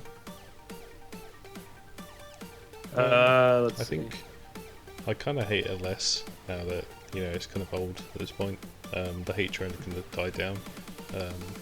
But yeah, it's not good either. It is not a good game. No, I think it might be just Stockholm syndrome that we haven't gotten a new game yet. I'm kind of just living with what we got. It's like, you know what? Maybe it's not that bad. Yeah. Yeah, maybe I'm just judging it too hard. Ugh. Let's see. Actually, Mario Odyssey and Breath of the Wild. Mario Odyssey. Freaking that was a game I remember playing a whole bunch of when I got my hands on it. I played it in 2015 and 2018 though, so I didn't get it at launch, but I still love myself Jump Up Superstar when I fucking heard it. It was like a goddamn fucking blast. Is Galaxy still higher up in your opinion? Yes, definitely. Yeah. Galaxy is still my favorite Mario game of all time. It's weird because like Galaxy, if you think about it, it's like a very linear levels, right? Yeah, but I think like the main reason why I fucking love it so much is 'cause the fact that like it's just so fucking grandiose with everything. Yeah. I think Like the problem with Odyssey is I think it kind of overcompensated because there's like 1,000 moons, and once you have like 1,000 moons, like in just ground pounding around a spot, like kicking a rock gives you one, then they stop feeling special. Yeah, But freaking with Galaxy, you had to go through a whole bunch of shit and just to go even get just one power star. Yeah, It's like, holy only- fucking shit. Only 120, so yeah, they feel precious. Yeah, until you get Odyssey's still good though. Yeah, Odyssey's still a good title, but nothing in my mind could beat the fucking grandiose feeling of landing in like fucking Good Egg Galaxy or Gusty Guard or whatever. You hear the fucking orchestra music fucking kick in. Or even Super Mario 64, in my opinion. Yeah, and 64 is a good game too. Yeah. I even heard some people say fucking it's like one of the worst fucking like collectathons out there. Just really? Fucking Mario 64? God damn. Freaking it's just like I guess I could see why fucking people think like that, since fucking the controls in fucking Mario 64 are kind of to be desired, really. If you're playing on original hardware where it like runs not good with the original controller that runs terribly, then I can totally see that. I fucking played on 3D All Stars now, and I remember fucking just bouncing off walls like a goddamn idiot. I was like, bro, how the fuck do I wall jump? Like, shit. The PC port with like a good controller and a good setup is like amazing though. Yeah, that's what I think probably would be the best way to play is on the PC port. Yeah, that's why you saw me just speedrun it in one stream. Yeah, fucking. And I also saw you fucking stumble around on fucking Dire Docks. Yeah, you saw me BLJ into Wet Dry World. Yeah, you got fucking set the Wet Dry World shit. It's funny. Not to mention the fact there's also the whole entire iceberg thing that got started thanks to 64, but... Oh yeah, 64, like... The 64 and Galaxy, they both have a feeling of, like, more going on behind the scenes. You know, you always want to find more because there's secrets already, and you want to find like more secret shit. Because the fact that like both 64 was like a game that like released back in like 21 years ago, and Galaxy, well, it's themed around space. Really, freaking in space, there's like a whole bunch of shit you can find, really. And not to mention the fact like all the fucking hidden shit that you could find in all those games, really. Like fucking Galaxy, how those remember in fucking... Wow, was that fucking one stage? I don't know if it was in the original Mario Galaxy or Galaxy 2, but there was this fucking one stage. I think I might know where you're going with this. Is it the one stage where you look up and there's aliens? Yeah, there's the fucking Hell Valley Sky Trees and shit. Yeah. Okay. I know what you're doing. And there's also like the smaller shit that's like not exactly like internally scary, but also pretty cool. It's like back at Toy Time in Galaxy, if you look underneath like this one place, you can find like a fucking a little model train, and it's just there for some reason. Yeah, it's weird stuff, Freaking, you could just find stuff like a whole bunch of shit in games, and it's like, oh wow, freaking this is cool. Have you seen the original concepts for Mario Galaxy, where it's like the hub world was like a giant castle? Oh, I think I might have. Is it like the one that's like the big forge thing with like the pipe and everything comes sticking out of it or whatever? Maybe. I mean, because I remember definitely look it up if you haven't seen it, because it's pretty cool. Because I remember like looking it up, watching some videos about like Galaxy's production or whatever, and they said that like, this entire game we basically worked off this big fortress planet type thing. That's like kind of like one of the main things that we worked on when we had ourselves a Mario Galaxy. Yeah. Because it was just such a vital thing that we had for production. I think that's what talking about. Yeah. And the original version of Mega Leg was going to be like underneath that castle. Oh god, fucking Mega Leg is still a pretty cool boss, not gonna lie. Yeah, I always forget about him when I play the game, and I'm like, holy shit, it's fucking Shadow of the Colossus. I do prefer fucking Dig-a-Leg though, the one from Galaxy 2. That's because the fact is music is such a fucking bop. Funny story about Galaxy 2. When that game came out, my dad got out, and we were in London, and there was like a football match going on, and we had to get home quickly. And his car broke down as we were going home, so I was just clutching this copy of Mario 2 that I really wanted to play, and like the car was fucking smoking, and you had to get towed and shit like that. And so I finally got home, and everyone, immediately goes to watch the football, and I just go in like the side room and don't come out for like 4 or 5 hours, and I beat like half the game. Jesus Christ! Yeah. I was desperate. True, not gonna lie. I have a story similar to that one though. Actually, freaking, I went down to one of my cousin's places back around when Galaxy 2 was coming out, and I was like, hey, I wanted to get this game here, and it's like a big thing that I kept going on about. I was like, I want this fucking game. You know, I love Galaxy so much. I want this game, please. Yeah. And I was like, okay, we'll get you that fucking game. Just we're going to goddamn Costco first. We're gonna need to, and we need to get some shit there. So we went down to Costco. At least I think it was Costco. I think it was a place like Costco, where it was big and huge and full of bullshit. And I was wandering around I was wandering around my mom and whatever, just like look at all the cool shit that we could find there. And I'm not quite exactly sure, but like during like a preview of something about like the Three Stooges, I think it was like the Three Stooges movie.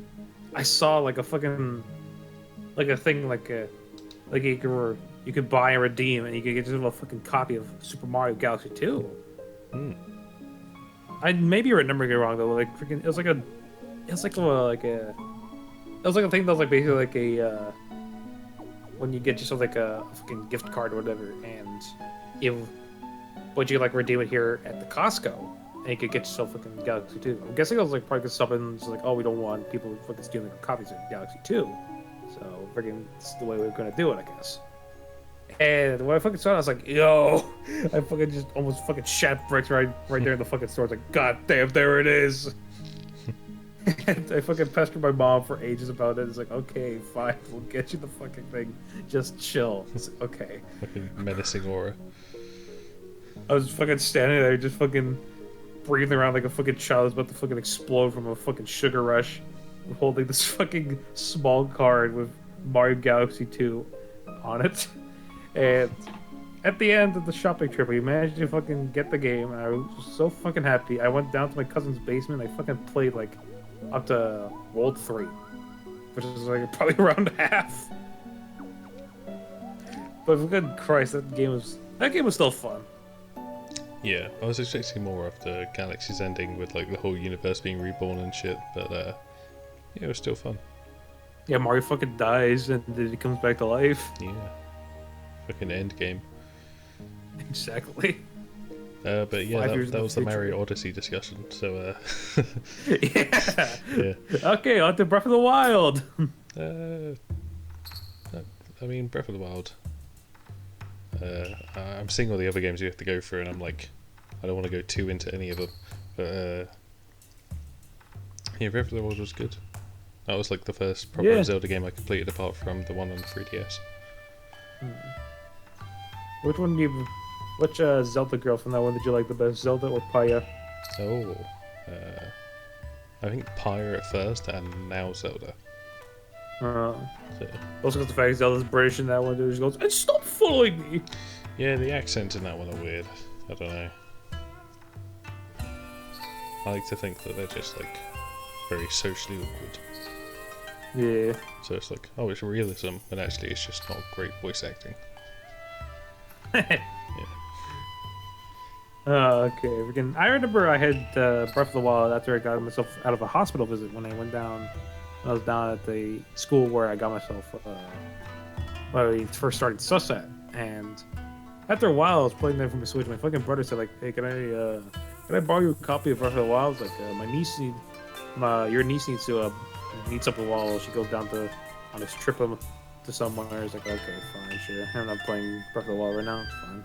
And you lost my fucking copy of the game and the Switch that my niece was playing it on. So, come on, fuck, bruh. Yeah, it's a goddamn shit move. I was like, god damn it. And freaking, I caught his ass fucking trying to swap out the fucking Joy-Cons of mine, too. To fucking swap her Switch with mine a while back. I was like, god fucking damn it. Just get your own fucking Switch, you asshole. It's mine. Christ. So, yeah, he was a fucking shithead back then, around their time, too. So, fucking. But, I don't know what's it now. Just this Christmas, my niece had her birthday recently, since her birthday's close to Christmas, and she got a Switch back. Oh. Well, she got herself a Switch Mini, and it has Minecraft on it too. So there you go. Yeah. It all works out at the end. All's well that's end well. Yeah. I'm not much of a fan of Breath of the Wild though. Anyway, next game. Yeah, game shit. Moving on. Game, game mediocre. Okay, bye. We can move on to 2018. Yeah, all right. Among Us, which doesn't seem like a 2018 game. Yeah, Among Us. I The mean, funny game itself. I'm surprised it got as big as it did. Yeah, I mean, freaking. You think for a game being as dormant as it was for like almost like 2 fucking years, you think it probably would just fucking. You probably would have thought it would fucking release back in fucking 2020. I still think Trouble in Terrorist Town in Gmod is better, but I understand that obviously that's not nearly as accessible. So for something you Yeah. can play on the phone, it's cool. Put it on mobile. It's like $5 you could buy. It's not bad. We should play Trouble in Terrorist Town though. Fucking, I'll have to try and figure out that shit too. Is Yeah. it on Gmod or something or what? Yeah. Okay. So it shouldn't be too different from Left 4 Dead. If that works, then that Garry's Mod should.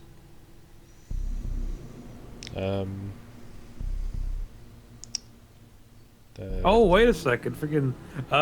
This is a quick interruption just for. Probably no one's going to fucking pay any mind attention to this one, but I just joined the fucking Dead Rising Discord recently, and they're fucking having a goddamn Q&A with fucking the voice of Chuck Green. Holy shit. Oh really? Yeah. I don't know who Chuck Green is, but yeah, that sounds exciting. He's a fucking the motorcycle dude from Dead Rising 2, the brain protagonist. Oh, okay. Yeah, the fucking guy who's on his bike and goes, "No one messes with my kid." And fucking looks cool as shit.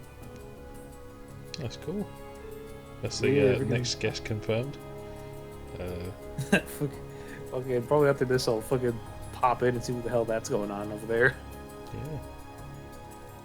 Yeah. Apparently, I forgot to mention this before, but apparently, there was a Fallout 4 reunion voice actor thing. I've no idea if that's happened already or if it's going to happen but For sure, probably might. It might have, I think. I never seen something about that actually. yeah, I remember seeing a podcast with the protagonist voices of Fallout 4 and they were cool. Yeah. Seemed like they enjoyed it. I mean, they would have fucking train match to fucking be in a game. Holy shit. What the fuck is this? What the fuck is this? Why am I in a game? Why you bruh? die? Why am I here? And this is the part where we overlay an image of an egg with eyes on it, and that's Train right there. Look, hey Train, how you are? I am doing fine. Thank you very much for having me on. I like how we've not mentioned that Wildfrab's crossed out corpses on the sofa next to you. Yeah, we were just fucking just ignoring his fucking corpse right now. Just talking about let's games. not just acknowledge that. Let's just leave it. Yeah. All right. Let's see. Fallout 76. Oh god. Yeah. Boy, do I have a story. Boy, do I have a fucking story about this fucking game. All right, let's hear it. Okay, so I'm pretty sure I probably mentioned this beforehand, but a while back when Fallout 76 was first coming out, I made the mistake of fucking pre-ordering that game. And not just the base version too. I got the Tricentennial version, which is one that has some DLC skin packs that gives your American hatchet, your gun, power armor, I think, even some posters and whatever shit. A nice USA color. Yeah. And I thought, oh my god, this is gonna be fucking sick as hell. It's a new Fallout game, freaking. No one told me that it was gonna be a fucking MMORPG. So I'm sitting in my fucking hometown where internet is about as rare as a goddamn fucking shitting out of a fucking golden nugget in a goddamn toilet, and I'm just sitting here just like, oh, yeah, this is gonna be fucking sick. I'm gonna fucking play a new Fallout adventure. Oh yeah, there would never be a 50 gigabyte day one patch. Yeah. So fucking, I'm just sitting here, oh god, this game's finally done. Whew. Go and start playing, and then a 50 gigabyte patch comes, and it's fuck. Christ. Did you get wrapped up in the pre? I don't want to interrupt your story, but did you get wrapped up in the pre-order? The canvas bags and the all that shit? No, I got myself the pre-order of the one that was underneath the power armor version. Okay, right. Yeah, I only got the one that has the DLC shit and everything on there. So you didn't get your card leaks by Bethesda by trying to process a refund. Ugh. I did fucking. I did get my shit fucked by Bethesda and their I'm fucking lack surprised of they have. I'm canvas. surprised they haven't been fucking arrested. Todd Howard's already in fucking jail, fucking waiting to become a fucking Yakuza boss right now.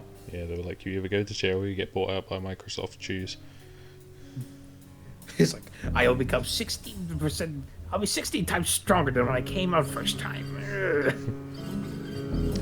Let's see. I also had myself the beta when of Fallout 76. I know for a fact it is still here. It's still on my fucking Xbox. I can fucking take a picture of the screenshot on my TV with Fallout 76 beta. It's still on it, and remember it was like a little event for me when I fucking tried to play the game. Really, of course, the game was so buggy as shit at launch. I barely had any fun at it at all, but.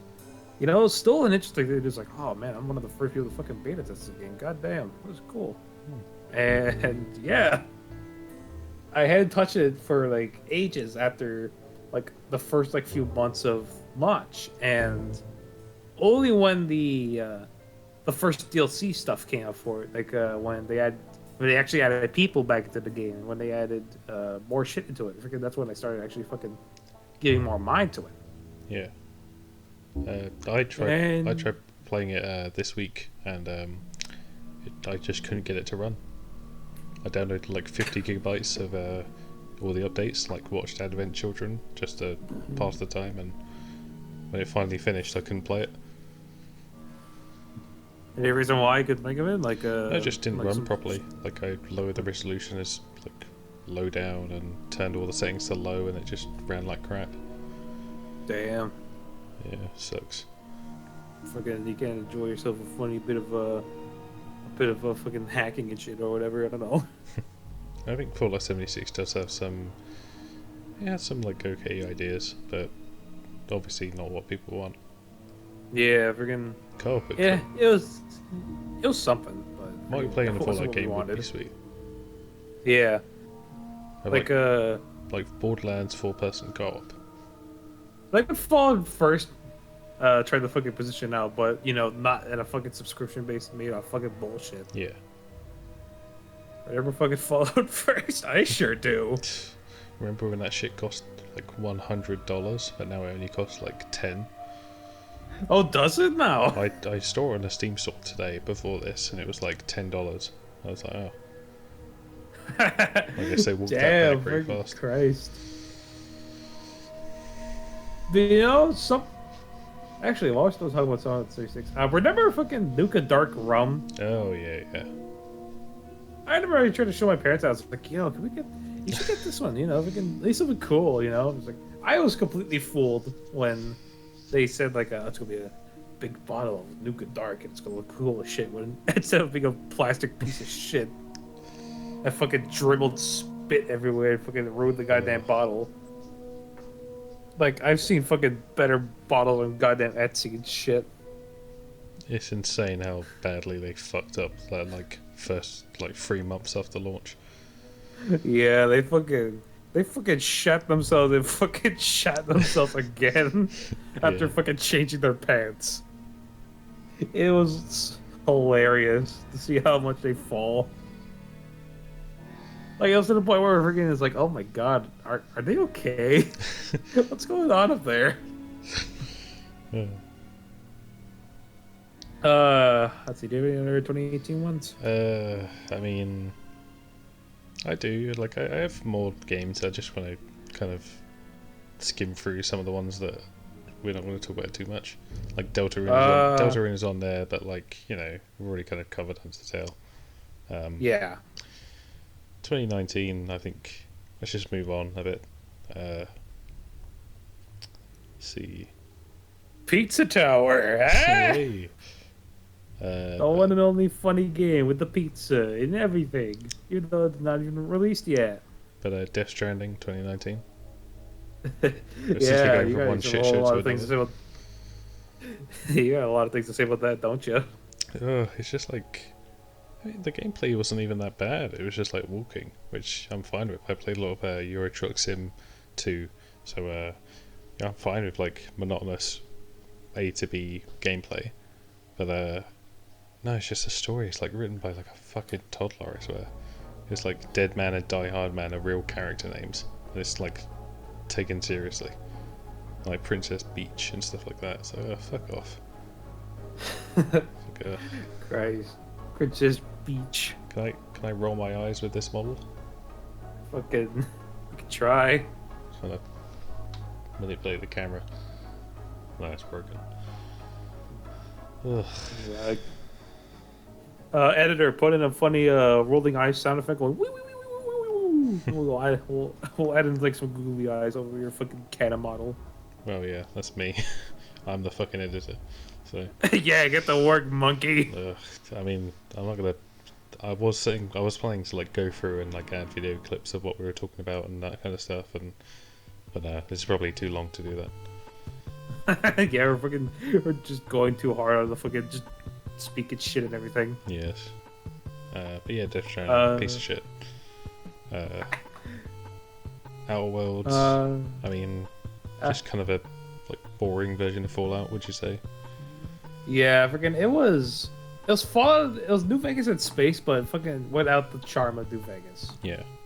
I think the big part of the Fallout charm for me is like the it's not just like an apocalypse, but it's an apocalypse of an alternate future where, you know, all this future shit in the 50s, and you know, there's a lot of layers of ideas of charm and inspiration. Outer Worlds just doesn't have that.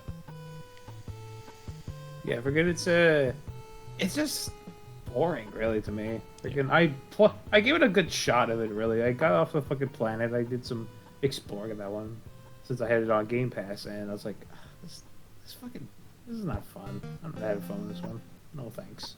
Bye, kid. Yeah, there's been a lot of like games that focus on like corporate, you know, Cyberpunk does it as well, where it's like all about the corporations and them taking over the governments and having the whole thing revolve around that. Yeah. Yeah, I don't know. I think it's going to get old pretty quickly. It already is. Yeah. Let's just go straight to 2020 with Cyberpunk then, if you don't mind. Actually, freaking before we do that, Untitled Goose Game. Yeah, that was on my list, but you know, I haven't finished it yet, but it's cool. You haven't finished the Funny Goose Game yet, bruh? Yeah. But again, what's there really to say about Untitled Goose Game? Oh yeah, it's kind of why I skipped it. It's Funny Goose. Yeah, I mean, freaking the name is in its own self. Again, it's a good game. It's funny. Honk. That's all. All right. Do you want to go to Cyberpunk then? All right, let's hit the big boy. So when did you first hear about Cyberpunk? Because I only heard about it like a month ago, or like a few months ago. Apparently it's been around I heard it when the whole thing with big Keanu Reeves chungus type shit fucking first started appearing. Oh right. That's when it first started. Was like when he was revealing off Cyberpunk. 2019, 2018. Around there, yeah. Yeah. It was definitely like a 2 to 3. It was at around, E3 sometime. Yeah. Yeah. It was around that time. And around that I was like, okay, what the hell's this game all about then? I had no idea it was from like the guys behind Witcher 3. I was completely blind with this one. I was thinking like, oh, is this like a 2018 game or something? I'm not too sure. I never heard of this game at all. And as the time went on, I completely just like forgot about it again. I was like, oh, yeah, okay, freaking Cyberpunk, fucking, I don't know. Didn't that game release yet? No, I don't know. And only when the ads for Cyberpunk 2077 started coming out, I was like, oh, okay, yeah, I actually started fucking looking into the game. And and how much of a development hell it's been put through. Yeah. Oh, Jesus Christ. No, finish what you're going to say. Fucking 2008. It was like when the first reveal of those were out. Like, Jesus Christ. Yeah. I've heard about like how long it's been around, but I really didn't care until like the release was coming up, and I was like, literally the day it was coming out, I was like, I don't care. And I saw one trailer, and I was like, oh, that's cool. Okay, I'll pick it up. And I think it's a good game, but obviously it's like buggy as shit. Yeah. And I think people overhyping it were just so deluded, and you know, it was never going to meet their expectations. They're always thinking about the fucking penis slider in fucking Cyberpunk. Yeah. Honestly, I can have my, that was. I I can have, was expecting more for the penis slider. I can have myself a fucking truck for a dick. Let's go. There's no Puyo Puyo penis option, so. Yeah, get the Puyo penis option. There we 0 out go. of 10. Bring it back. Full circle. Freaking. I personally think like it probably could have been. It's probably good. I'm not too sure. Freaking, I've not looked into the story of Cyberpunk a whole lot at all. The thing I've been saying about it is it is good, but if you played GTA 5, then you pretty much played the same thing. Yeah. Yeah. Freaking, I'm just like taking like absolutely like no idea about no sides about it at all. If it's good or bad or not. All I know for a fact is like the game's buggy as shit, and I feel bad for all the PlayStation 4 fans of Cyberpunk. All those poor bastards who have to fucking deal with that shit. Christ. Yeah. Well, I'm one of them, so. Well, not the old console versions, but yeah. Yeah, freaking.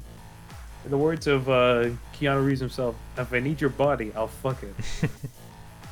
In Night City, you can become. Dick.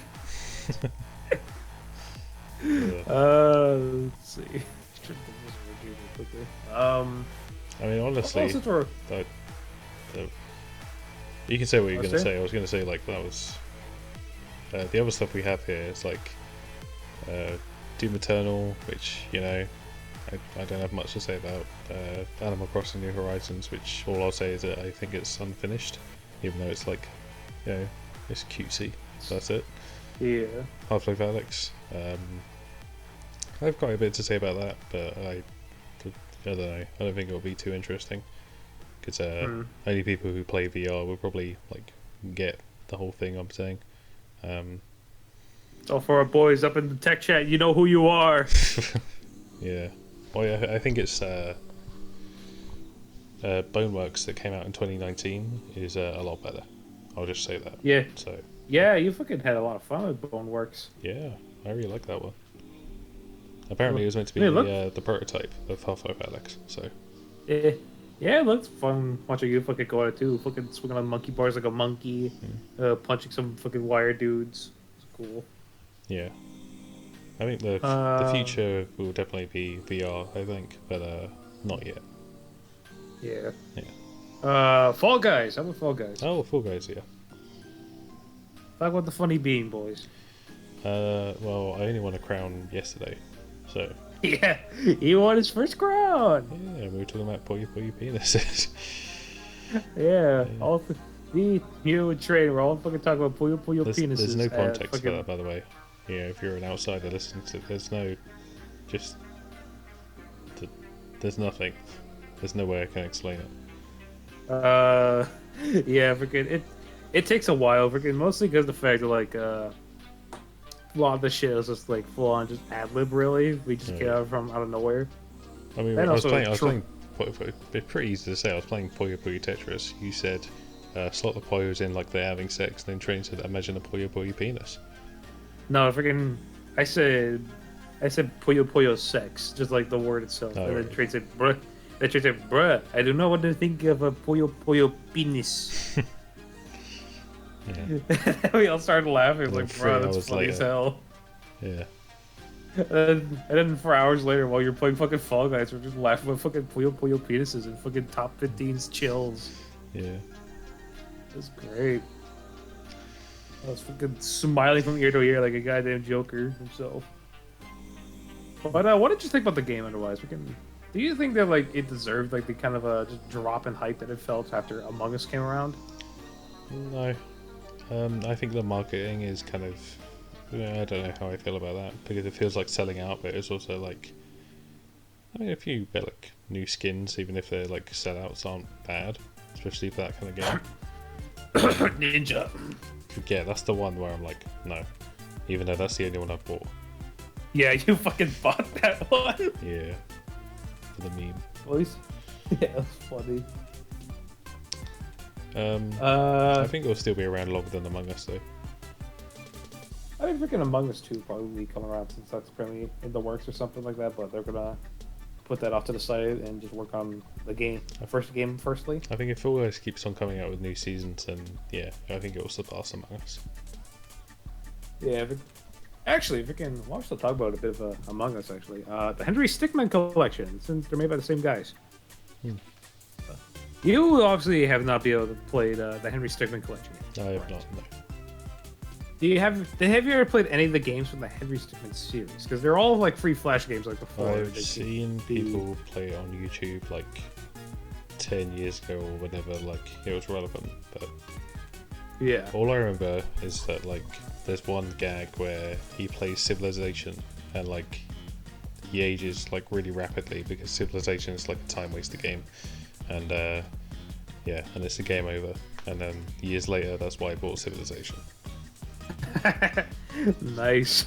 So that's fucking, it. the funny Stickmin fucking predict you buying Civilization, Christ. Yeah. I as someone who has played Henry Stickmin collection and who has played like the Flash games like way back when, freaking it was pretty nice fucking going back to it. Really, you know, it felt like a bit of it was nostalgic in a way, but also the fact that like since they like fucking revamped most of the games that they released for it, they with updated graphics, new shit added in, you know, stuff like that. Freaking, it was a lot of fun. I definitely would enjoy it. I would recommend it, but it's kind of a short game since the whole entire thing you're only looking for is like what fucking just going through all the endings, looking at all the fails you can fucking get in the game, and yeah, fucking it's a lot more fun to get the fails than you are to get yourself the fucking wins and everything in fucking Henry Stickmin. But that's also because of the fact that it's funny as hell. You know, Like fucking. I was gonna say, you know, one Like- Flash game I want to come back, Alien Hominid. Yeah, freaking. Well, that's already got console releases anyway, so. Yeah. Are you talking about like the original Alien Hominid? Oh yeah, the original. I know there's like a new multiplayer one coming out, I think, but the original I think just hasn't gotten a re-release. I mean, maybe like backwards compat on Xbox, but like not on PC. Yeah. Yeah, they might do something. I'm not sure. Oh, let's see.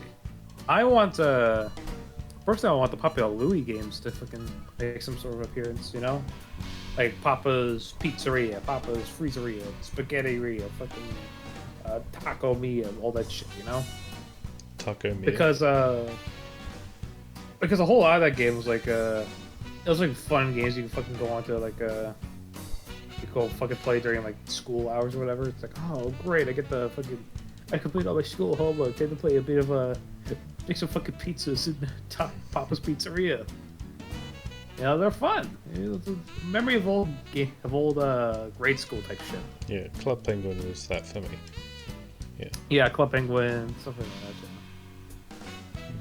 And it also kind of just shows the fact that freaking, if anything, there needs to be like more preservation of old Flash games. Yeah. Since I would consider a lot of those fucking Flash games that people play for free nowadays, like have their very own actual titles now. Like where I mentioned before, fucking Henry Stickmin, the Super Fancy Pants Adventure, probably like even some more obscure like shit only, found like one site only or whatever. Freaking a lot of those are freaking a lot of fun as hell, man. The generation of people that appreciate them as kids is now growing up, so yeah. Yeah. I definitely want to keep it on for nostalgia. Yeah. And you know, if should like the impossible happen and we get ourselves like someone like fucking I don't know, Henry Stickmin in Smash Bros, you know what I mean? Freaking Yeah. that would be like another way of fucking getting more representation in games, really, because freaking Flash games are about to will become basically fucking extinct at this point. And it'd be nice to have stuff like that fucking remembers it by. Yeah, is it already gone now? It's like December 2020, isn't it? Or 20. I think it's supposed to end when the new year starts, like at 31st of December. So yes, when our time is limited. We can only play so much. It makes you wonder how old you really are. Alright. After getting off all that fucking shit, do you got anything else you want to say? No, Anything not else? really. I think we've gone on for ages now, and we're at 2020, so Yeah, I feel like that's a good point to cap it off. let's see. You got any other? You got any last minute additions you want to fucking talk about quickly, or I think we're just good to go? No. No. No. Well, okay, so it's been a long time coming, folks. We finally made it. The second episode of SuSCast, episode 2. Will there be any more of this one? Freaking, that's probably gonna be a question we're gonna have to ask everyone. Maybe. Freaking, we might be able to actually do more of this compared to what we had last time. Since freaking we had to plan this shit out a whole bunch ahead, and compared to now, freaking this could be a lot more easier to freaking do. Yeah. So we could be doing a lot more of this too. We'll definitely have ourselves more guests. Freaking, as you can tell by the fucking corpse in the background, there's a there's a guest right there. Yeah, But it was just going to be us, don't worry. and then Wildfire joined in the last second, and then said he had to go to work, and then dropped out. So. He was like, "Hey, can I join in?" It's like, "Oh, okay, sure." It's like, "Oh, I gotta go work." Bye. He's like, "Okay, Yeah, okay, fucking die on the couch then, idiot." Yeah, I can't be bothered to change it. Yeah. Freaking should have thought about that before you fucking decided to join it just for fun, nerd. Oh yes. Yeah, talk with you, Waffle. Call out post. It's no big deal doing this stuff because we talk in VC anyway. Yeah, it's basically just voice chat. With the most of us just with freaking just with no games. Yeah. So you only get to hear the sultry sounds of our voices, freaking serenading you as you fucking do whatever the fuck you want to do. Yeah, you poor. I know for a people. fact this file is gonna be the absolute fucking biggest thing on the goddamn earth, unless you found some way to fucking play this off really. Oh yeah. How you gonna upload this thing anyway? Probably over 10 gigabytes, I bet. Yeah. I don't know. Could be in parts. Could edit it together. Are you gonna fucking upload this to one actually? Are you gonna fucking like upload one big thing of it onto YouTube or something? Or what? I haven't looked at the file size yet. If it's too big, then I'll do it in parts. If it's not, then I'll stitch it together. So, Okay, alright. yeah. And with that, I'd say this will probably be enough time from us. If you want to join in on the podcast at some point, we can always do something. Christmas is always a good time to fucking do anything. We have ourselves like a lot of time on our hands. Freaking COVID ain't going nowhere. And if you want to fucking join in on us, have some fun with us, freaking like and subscribe. If we're not gonna be on YouTube or fucking I don't know. I don't know how to end this shit. Fucking Bye, kids. bye, kid.